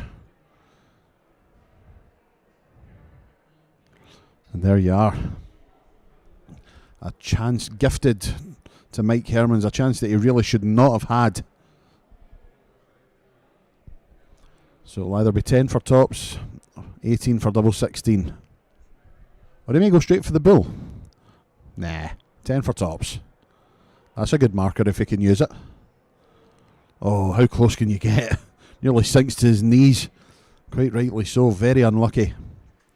Here we go then, double 2, and Jimmy Vansky makes sure of it this time. Consolidates the break, moves 2-0 in front. Hermans with it all to do. I mean, you're trying to chase Jimmy Vansky. The last thing you want to do is start your leg with a 1. Only 60 in response from Jimmy though.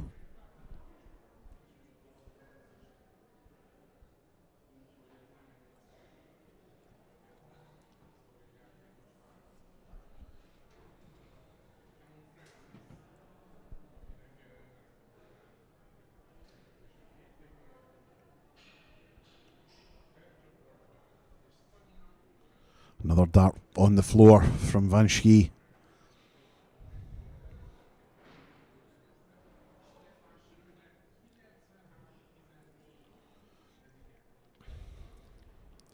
Well, Hermans has his nose in front, but it won't be for long because here comes Jimmy. Can he fill it?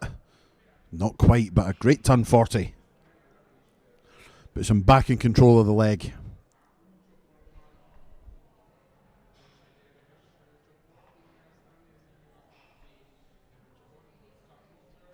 And he's in again. Good use of the 25, leaves 116 when he comes back. But look at this from Hermans. Much needed maximum. Super darts from the Belgian. And Jimmy just not able to keep them straight. Only 44, so a chance for Mike Hermans to get back into this. And he goes the 16 route, which I don't agree with, to be honest. Bullseye. I don't mind players going the 16 route on 80 if their opponent is not on a finish, but Jimmy sitting on 72 does what Mike Hermans tried to do by hitting the treble 16, and he's now got double 3. What a nice finish this would be. Wires width away, very unlucky. So Hermans comes back, double 15 he needs. Double 15 he gets.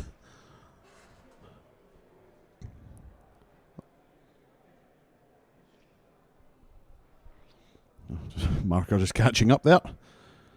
But it is the third leg to Mike Hermans.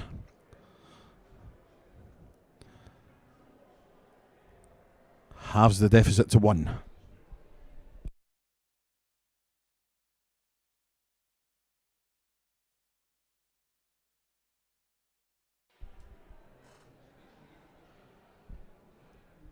Ton start then from Jimmy. And only 26 in response from Hermans.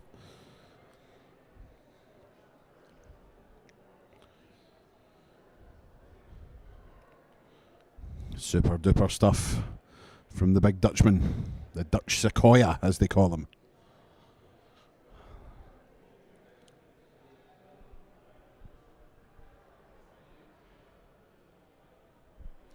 This is more like the Jimmy we know, well, until that 5 went in anyway. He is under 200 after 9 darts thrown. Not bad at all.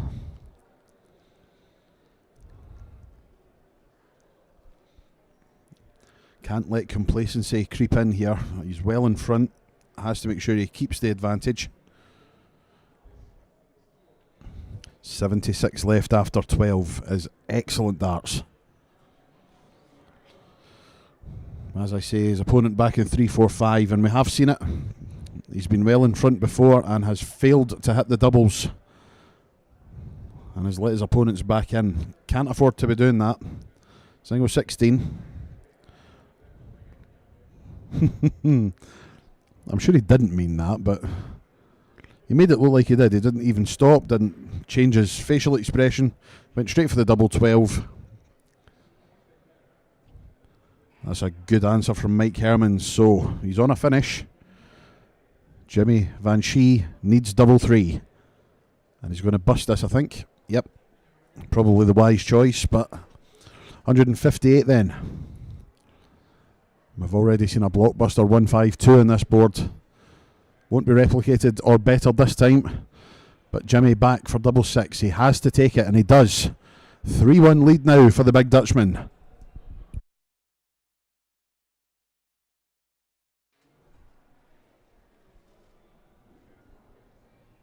Leg number 5 then, and it's Mike Hermans who starts. And what a start. Nice turn 40. And the answer. Yes, a magnificent max from Big Jimmy. But Mike Hermans not relenting. Back-to-back turn 40s. We would love to see back-to-back 180s from Jimmy. We won't on this occasion, however. Only 60.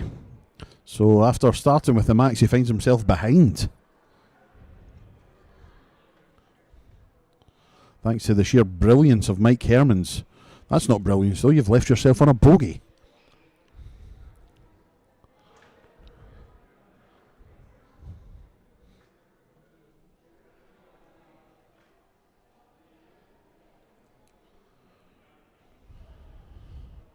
Another treble would leave him double 16. That is magnificent darts from the Belgian.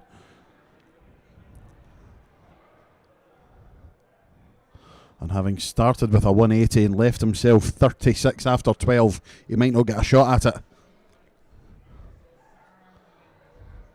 Mike Hermans, an absolutely fantastic 14 dart leg. 2 140s and a 133. Reduces the gap to 1 yet again. But it is Jimmy Vansky starting leg 6 and throwing for the match. One of these guys will keep their unbeaten record going in the group.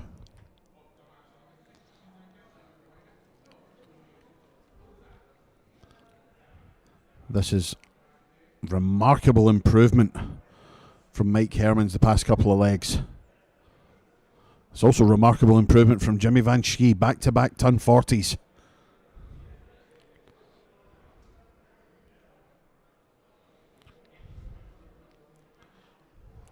And just Hermans' consistency letting him down at what could be a crucial point in the match.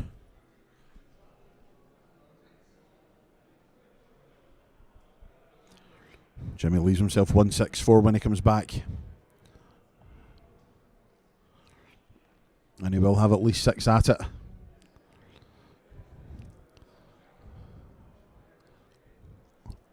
Could it be that Mike Hermans peaked a little bit too early there? 125, then 245s. Jimmy with another 140, his third of the leg, leaving himself on 212s. Hermans back on 286. Absolutely nothing he can do about it after those first 2 darts. So this is for the match then. Jimmy Vansky, double 12 for a 4-2 victory. And he makes sure of it with a second dart, 4-2 to Big Jimmy. And Mike Hermans, the last 2 legs, started playing some really nice stuff. But so did Jimmy.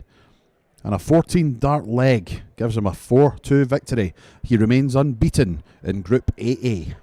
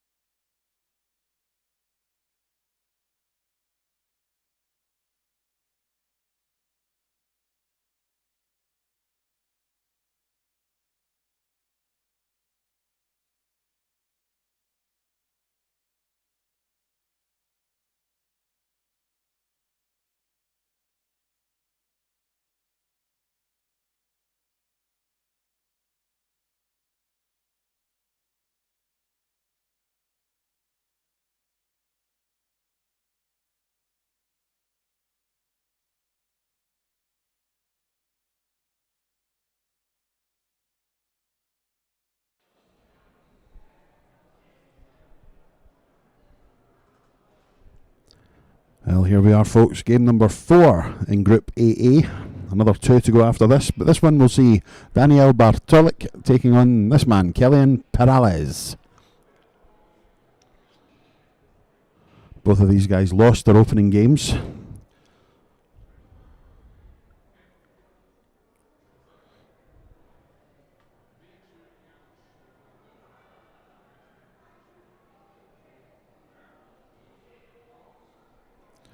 Jimmy Vansky has emerged relatively unscathed from his first 2, both 4-2 victories over Daniel Bartoic and Mike Hermans. He sits atop the group. Mike Hermans currently sitting in second place, but will be tied with one of these two.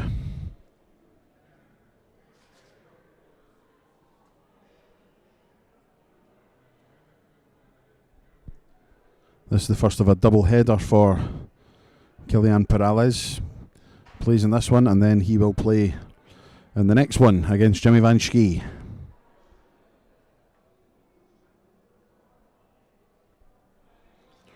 And it is safe to say that Jimmy is favourite for that match, which will be played next. Should he win that, that means he will have gone through the group unbeaten. He will be top of the group, going through as a group winner.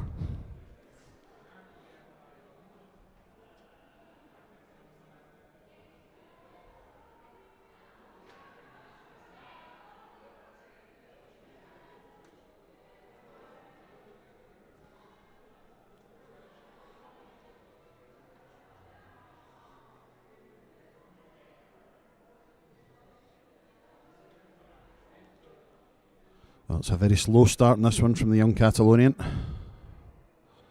Averaging only 45. It's very early days yet, but he would definitely be expecting to average more than that.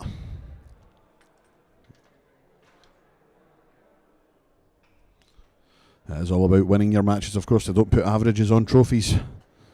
Only the name of the winner. And I'm sure no player will bother what they've averaged as long as they've won.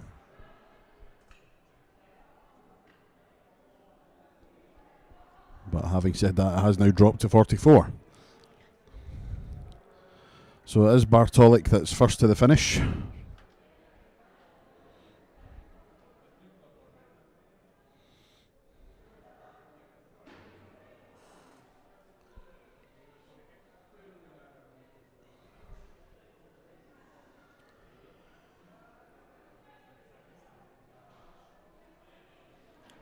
So first dibs at the finish. Can't do it now. Back down for the 19s.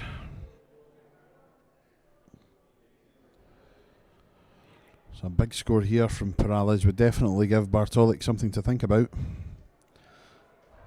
But again, incredibly wayward. And that is only 13. And that average that was 45 is now down to 38.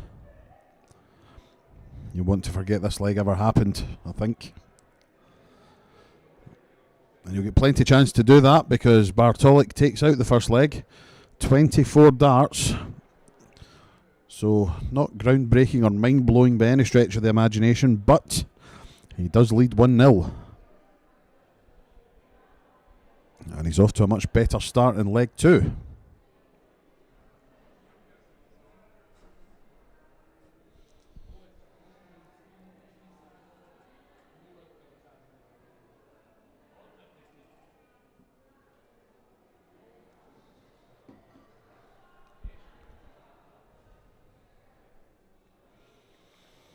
Better stuff from Perales also.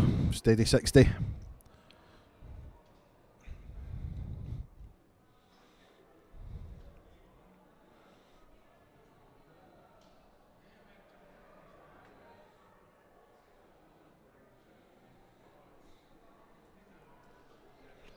I think as far as Group AA goes, it's looking increasingly likely that Jimmy Vansky will qualify as group winner. But the big question is, who will finish in second place. In my opinion, it's wide open between the other three.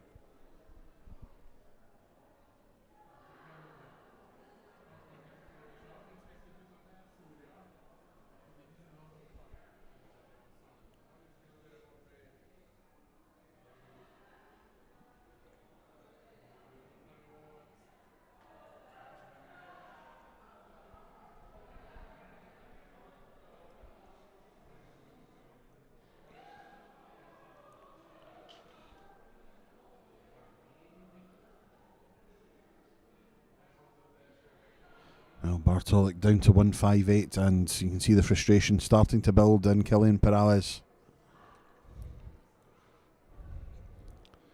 Letting the occasion get to him, perhaps. It's a 3-treble visit, but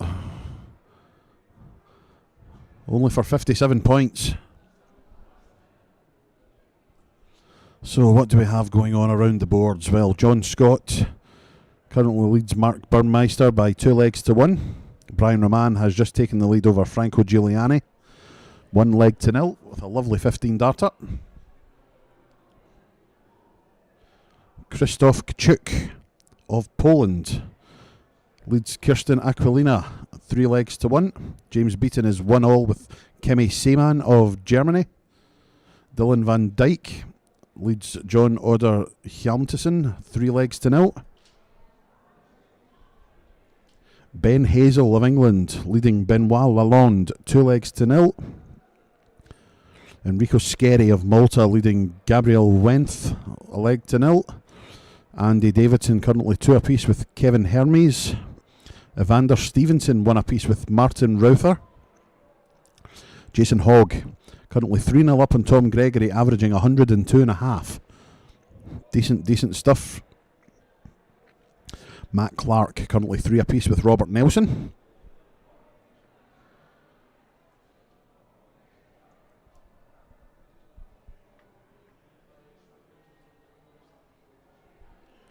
Damien Grimes of Ireland 3-1 up on Patrick Ellert of Germany as Matt Clark comes through that one with Robert Nelson, 4 legs to 3, ending up with an average of just over 83.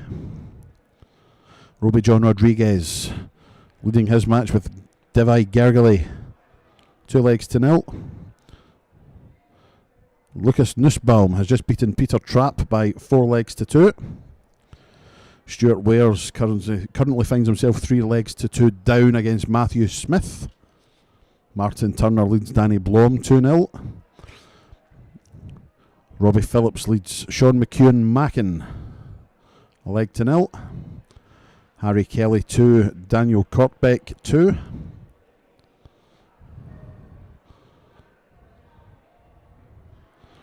And Liam Mendel Lawrence 1-0 up on Philip Bereza. Dalibor Smolik of Czechia, a 4-1 win over Stephen Kobau of Germany. Patrick Tringler beats Mark Vleckert, 4 legs to 1. Ben Hazel now 3-0 up, Andy Davidson 3-2 up. Brian Roman and Franco Giuliani 1 apiece.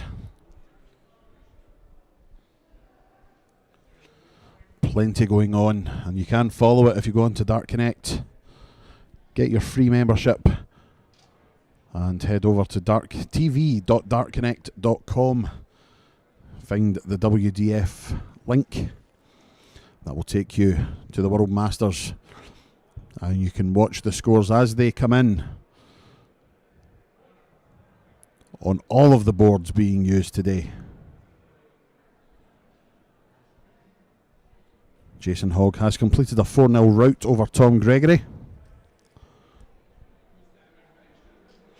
Sean Fisher of Wales currently 3-3 with his Polish opponent Jakub Janaszkiewicz.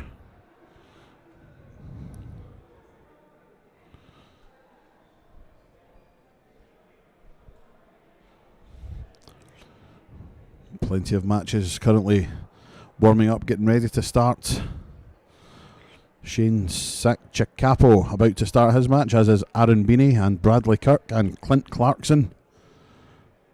Derek McLean about to kick off his match. Dave Ladley, Brian Raman back on again. Well, why that's still on the list, I don't know, because he's in the middle of a game.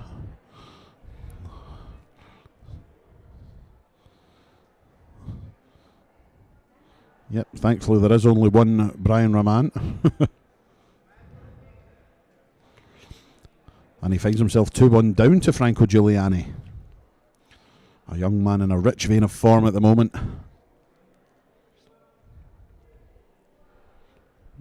Dave Ladley and Krzysztof Kachuk just kicking off on board 8.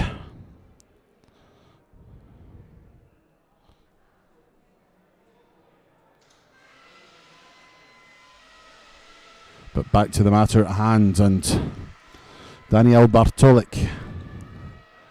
Treble 20 for double 10 for a 3-0 lead.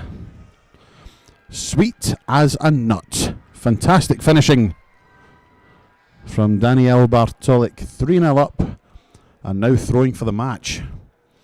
And a 4-0 win would do his leg difference the world of good.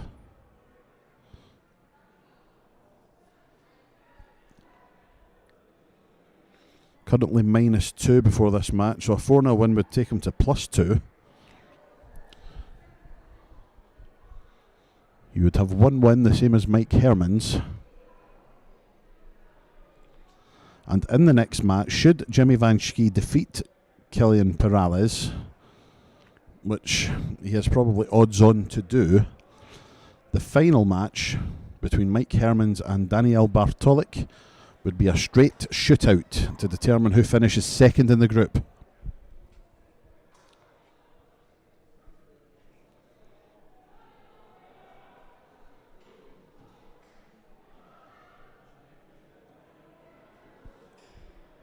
In fact, it is safe to say that if Daniel Bartoic wins this leg, Kilian Perales will be out of the competition. And Bartoic filling it up, lovely 140.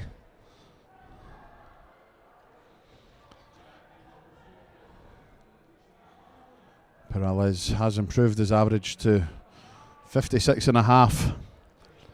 Still nowhere near the level he would want it to be, or the level that we know he is capable of, but it's just not been his day at all.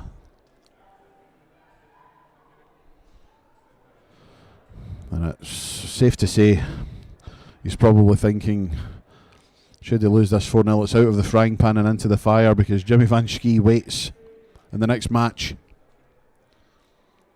Jimmy will be looking to win the group. He has already qualified. He will be playing tomorrow.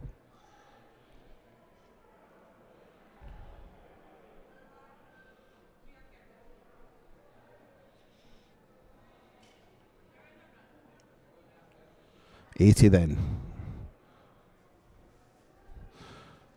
Treble 17.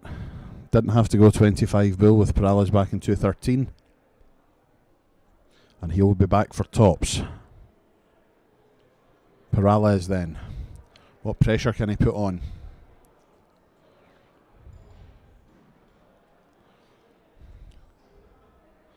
Well, he has left himself a finish, but will he get a shot at it? Because this is for a 4-0 win for Daniel Bartoic.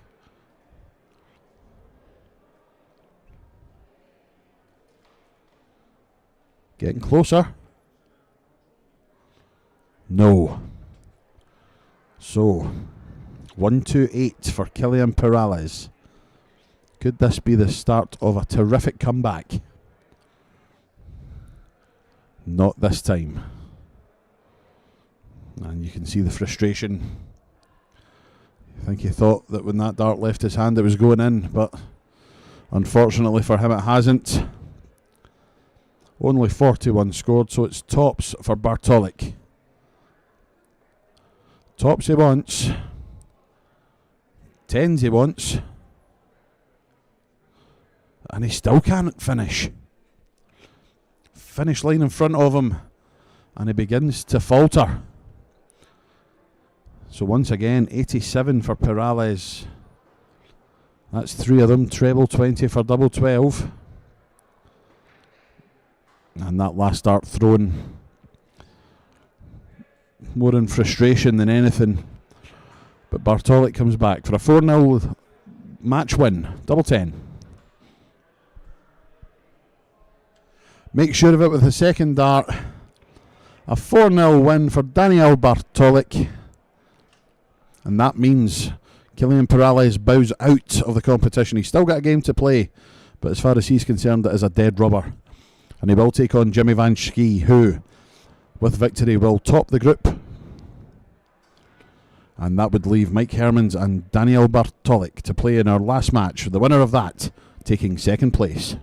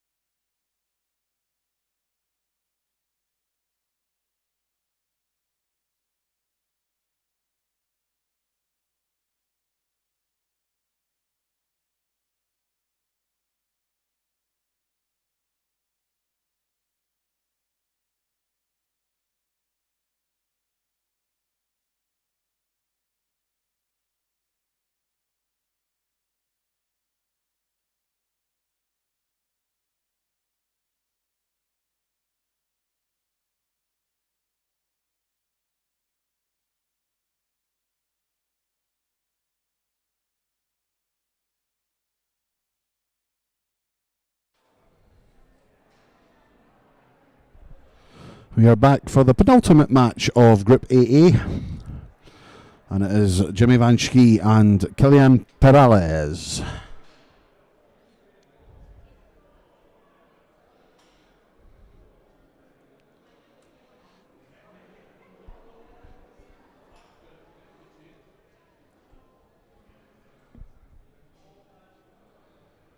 As I explained at the end of the last match, this, as far as Perales is concerned, is pretty much a dead rubber. He can go no further in the competition.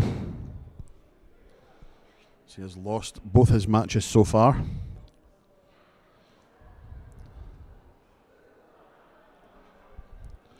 That also means that our next match, Mike Hermans against Daniel Bartoic, is a straight shootout to see who finishes second in the group.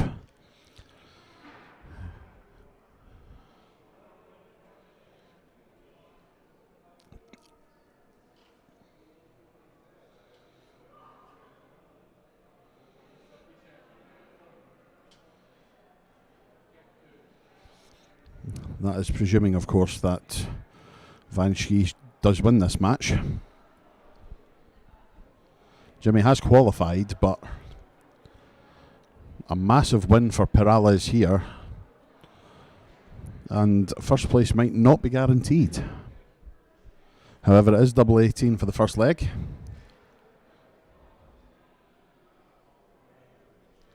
Jimmy's finishing has not been up to its usual excellence.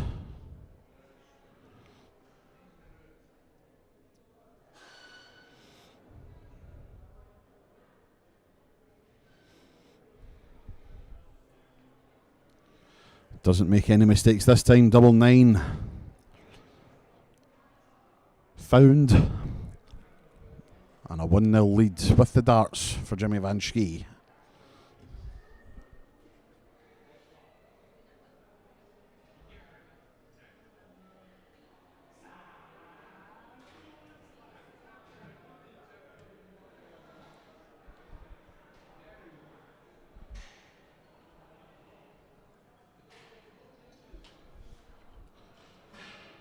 Lots happening out around the boards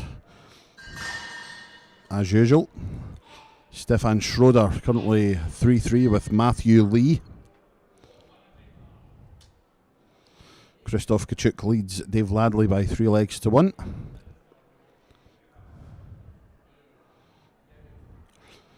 Jason Hogg leads Vince Tipple 2 legs to 1. Derek McLean currently 2 apiece with Jonas Bulo Sorensen of Denmark. Robert Miller of Canada has defeated Tony Hubner of Germany.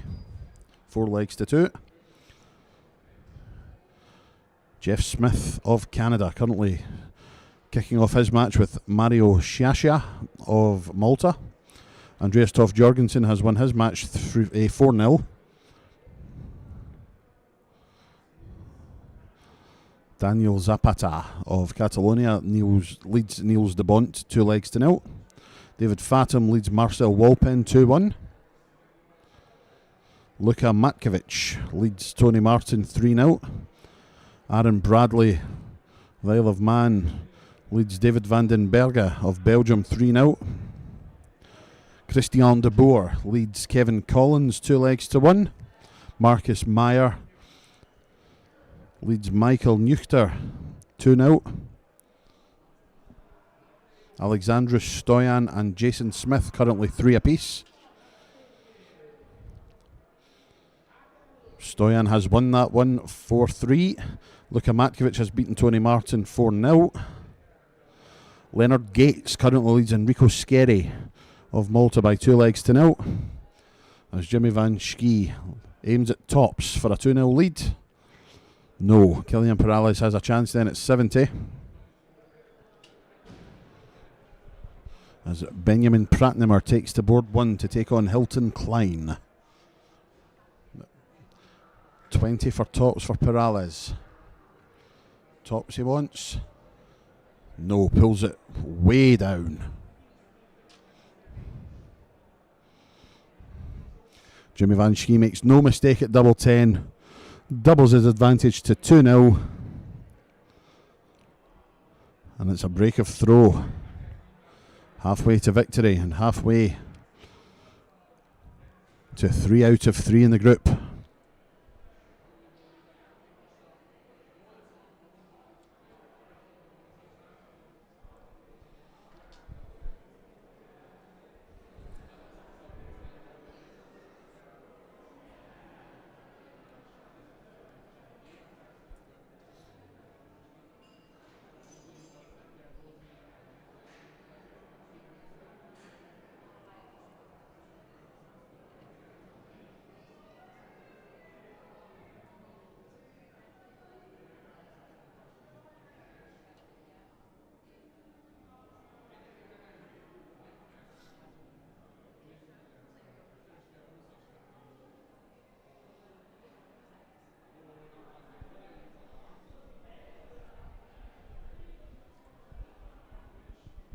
I do have to say, having been patrolling the boards early on today, there's been absolutely no issues as far as match play is concerned. The players that are playing are there, they're turning up to play the games. The markers are marking. If they can't mark or they don't feel up to marking, or whatever the reason may be, they are finding someone to do it for them. Things have been running very, very smoothly today.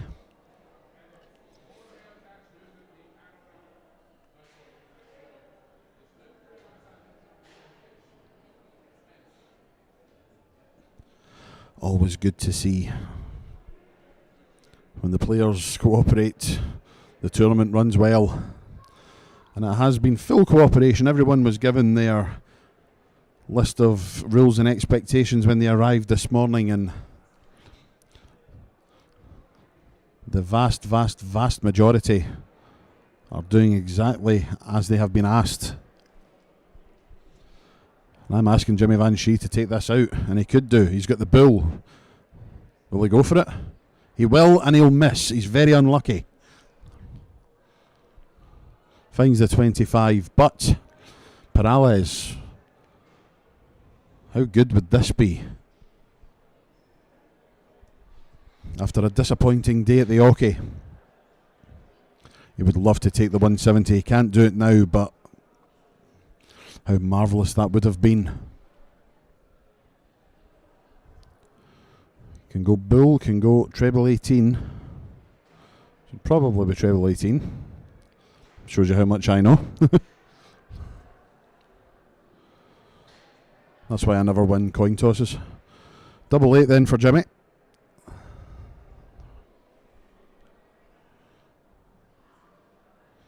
Not to be, so Perales with a chance to take a leg off the big Dutchman.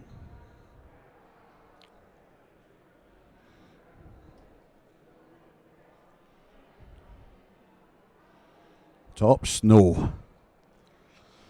And that would have been a golden opportunity to take a leg off the WDF's world number 1. Instead, it is the WDF's world number 1 who hits double 2, increases his lead to 3-0. He is one away from victory.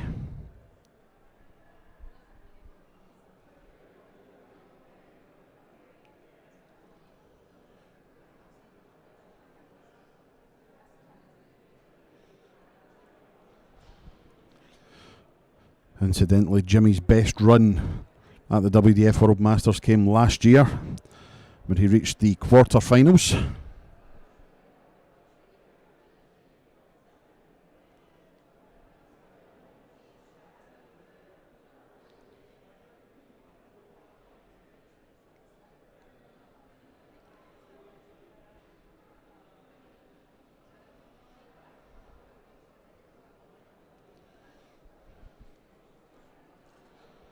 Well, not playing his brilliant best in this leg, but after scores of 58 and 43, still 19 points in front of Perales, who finally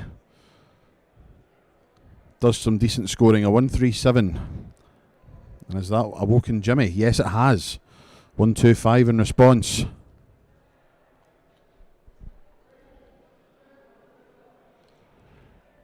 Only 7 points separating the two.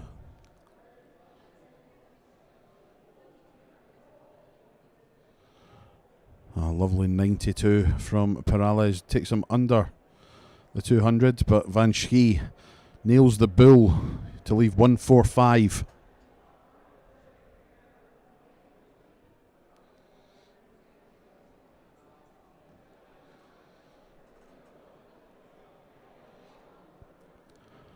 So this is for the match. 145 from Jimmy Vansky. The shot's on, treble 15. No, just the wrong side of the wire. Double checks with the marker what's left. He's got 70 left.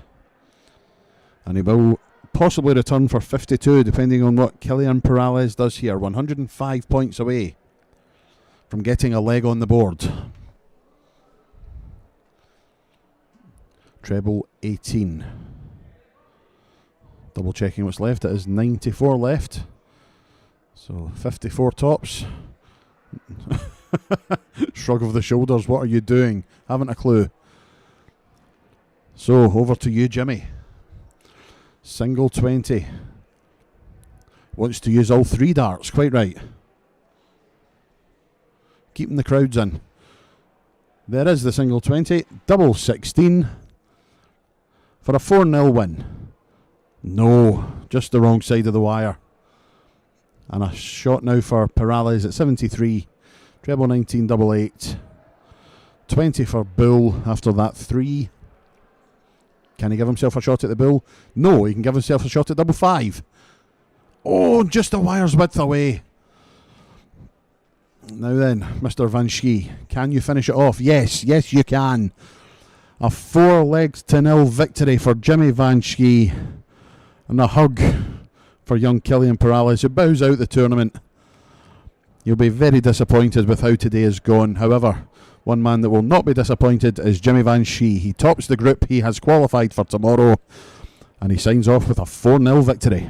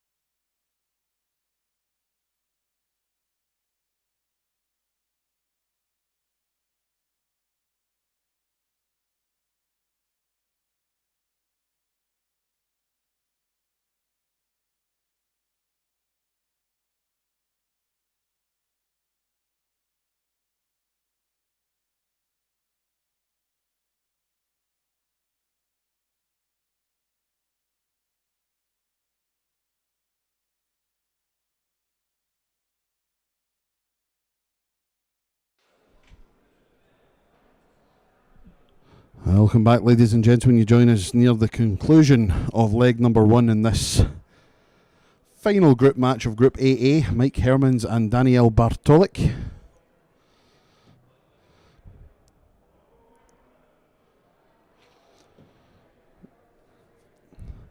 Bartoic on 126 did not have to go the 19s route with his opponent back on 211. Sets it up nicely for 40.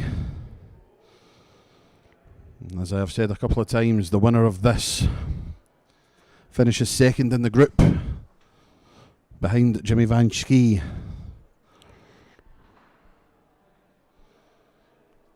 Daniel Bartoic makes no mistake. Pings tops, takes a 1-0 lead. 16 dart leg to kick us off.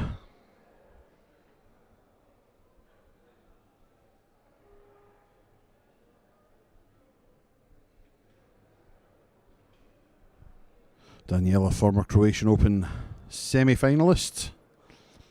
His best run to date in a world ranking event.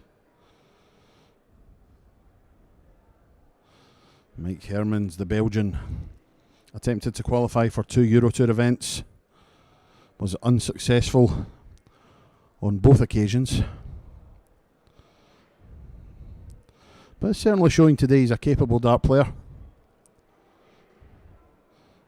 Certainly showing why he qualified for the World Masters.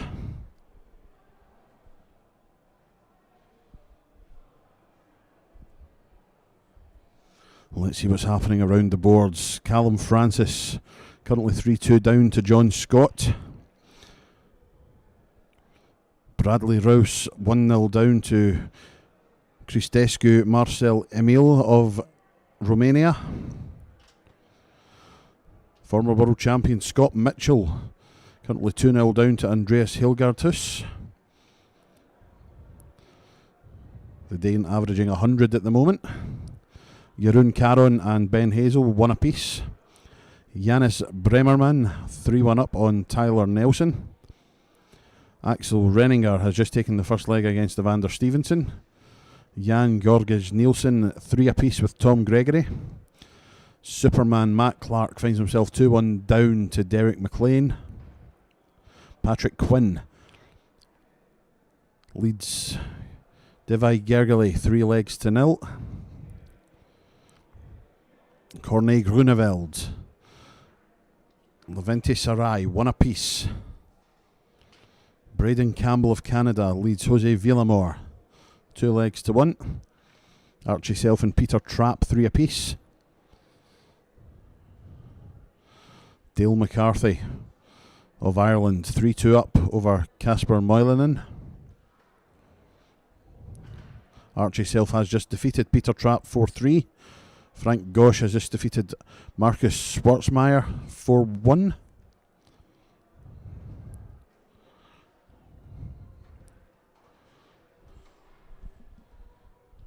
And Omar Aquilina of Malta defeats Josef Rutska 4 legs to 1.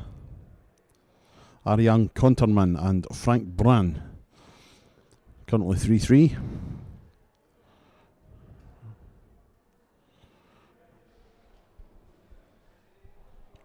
As Bartoic 50, 10 for tops, makes no mistake whatsoever. Takes a 2-0 lead over Mike Hermans. He's halfway to qualification in this one. 2 legs away from second place in the group.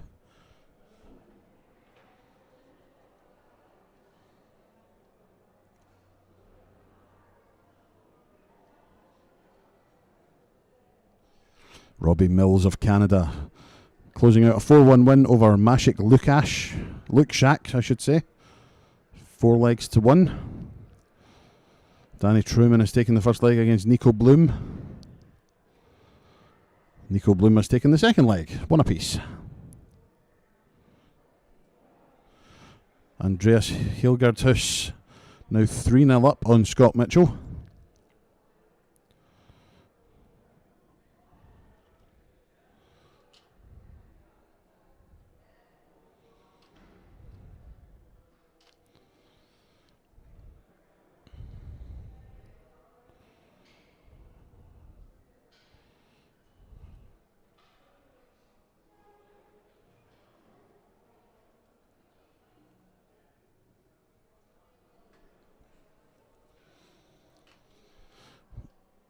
we can have a look at the group standings and some of the groups that are nearly completed. This, of course, Group AA that we are focusing on the live streaming board. Jimmy Vansky is through, and we'll be joined by the winner of this match, Stuart Wares, 2 out of 2. And that's going to be enough to see him through. And he will be joined by Philip van Gas from Belgium.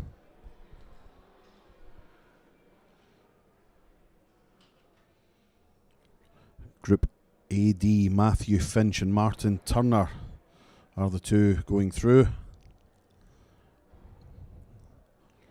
Group AE, David Pallett and Jonas Svigard Graverson heading through. Group AI, Dejan Katavik and Francois Schweyen, the two going through. Darren Johnson has qualified from Group AK and will be joined by the winner of Harry Kelly and Christian Johansson.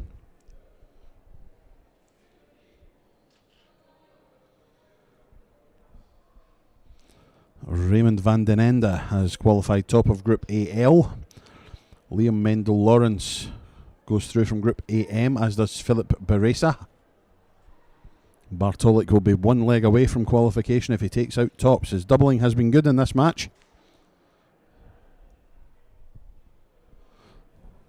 Don't commentators curse me now. Yep. Should have kept my mouth shut. Sorry.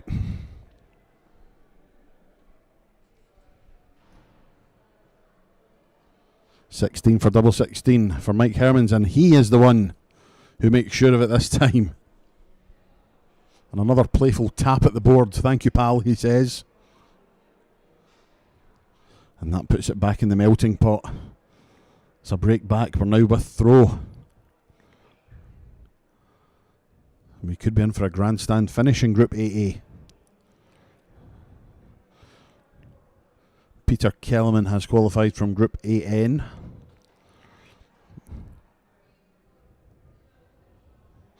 Bradley Kirk and Matthias de Reuscher qualifying from Group AO.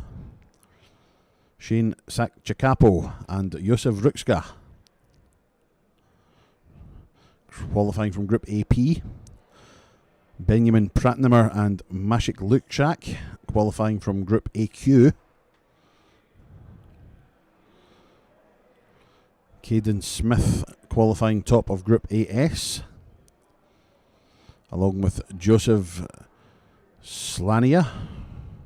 I've probably murdered that name, but I tried. Hannes Schneer looks like he is safe in Group AT. And Group AU, Brian Raman is out. Ronan McDonough and Franco Giuliani, first and second in the group.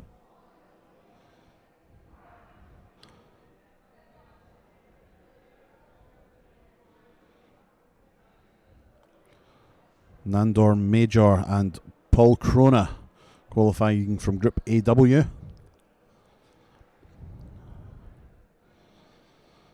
Mursal Yavuz of Turkey and Benshi Egedi from Hungary, both qualifying from Group AZ. Jeff Springer Jr. has qualified top of Group BA. Christian Wilhelmsen will follow through. He's also into the last 128.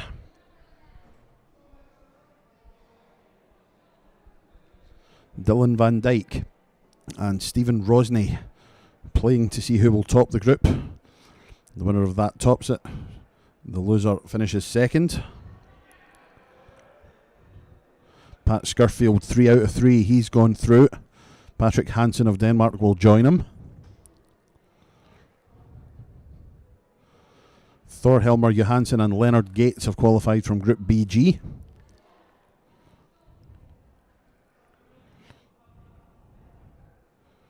Jason Hogg and Vince Tipple both through from Group BM.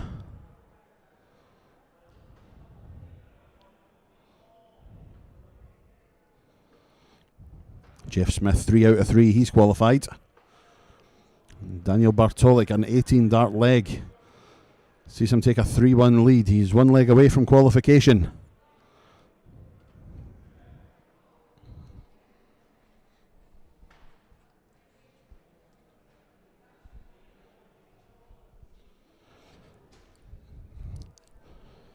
Group BT, the two qualifiers having all played 2 matches. We already know that the 2 qualifiers will be Ron Moulenkamp and Miroslav Grudjecki. They have both played 1-2 and will play each other to see who qualifies top of the group. I'm actually surprised to see Ron Moulenkamp's name. I haven't seen him at all today. Shows you how observant I am. But back to the matter at hand, and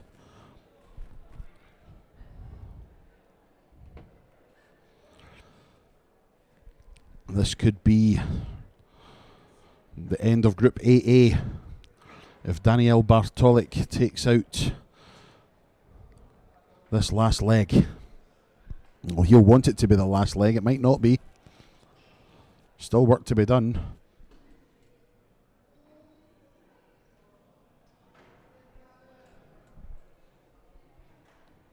Well in front in this one.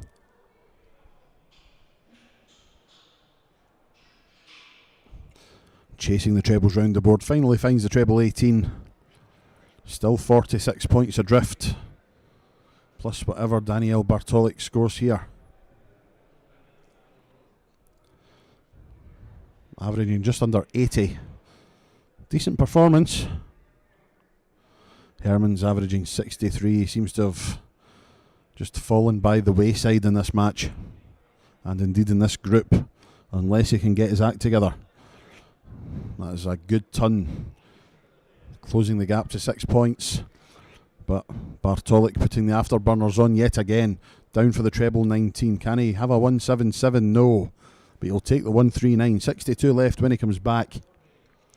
Hermans on 207.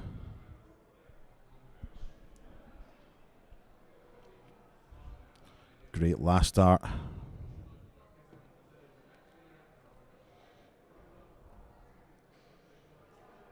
10, 12 or 20. Oh no, he's at the 9.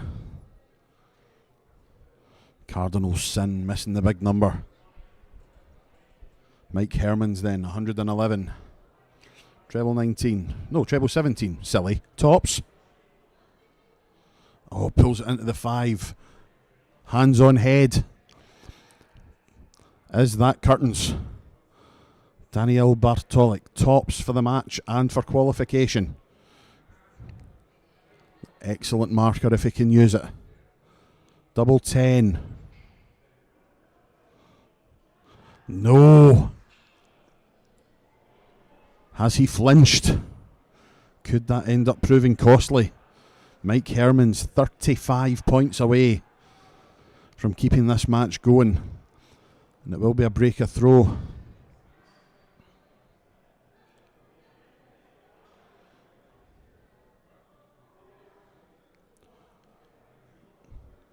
$17 for double 9.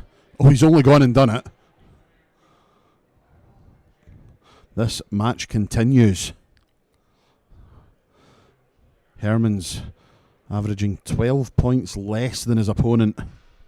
Did not expect that chance, but he's taken it.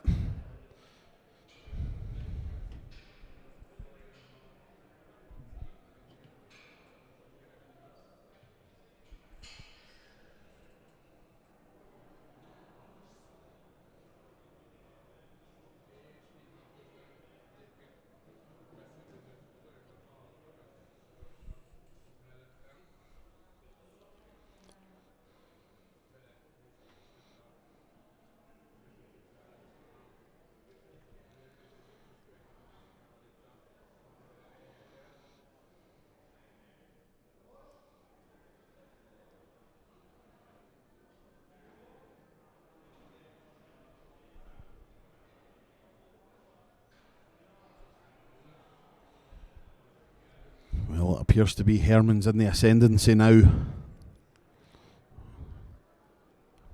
When he looked all but out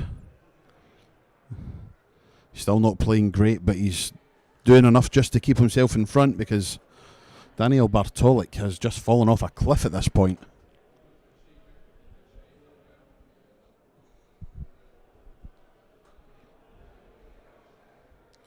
There has been a serious regression.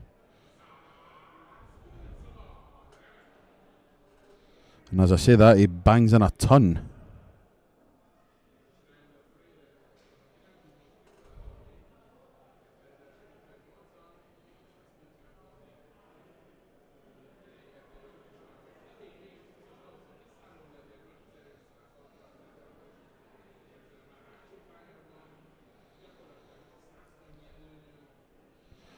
Two points separating them, although Hermans has thrown 3 darts more. Swings and roundabouts. It's now Bartoic who's looking like the favourite.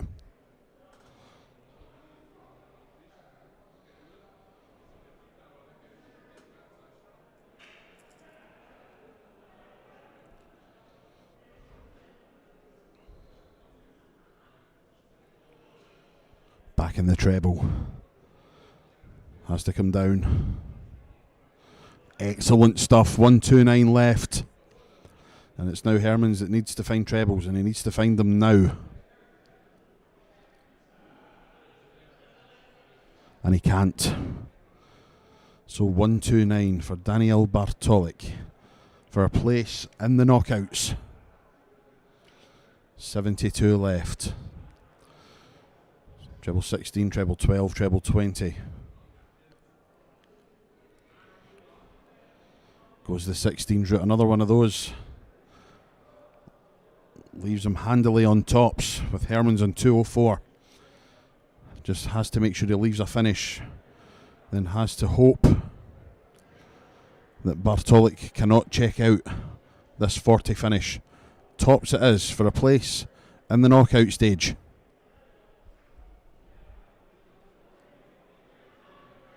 Getting closer. And he's got it. A stick out of the tongue. And Daniel Bartoic, a 4-2 victory over Mike Hermans. And that means he will finish second in Group AA, underneath Jimmy Vansky. But second place means he's into the last 1-2-8. And we'll be back very soon with some more live darts here at the WDF World Masters.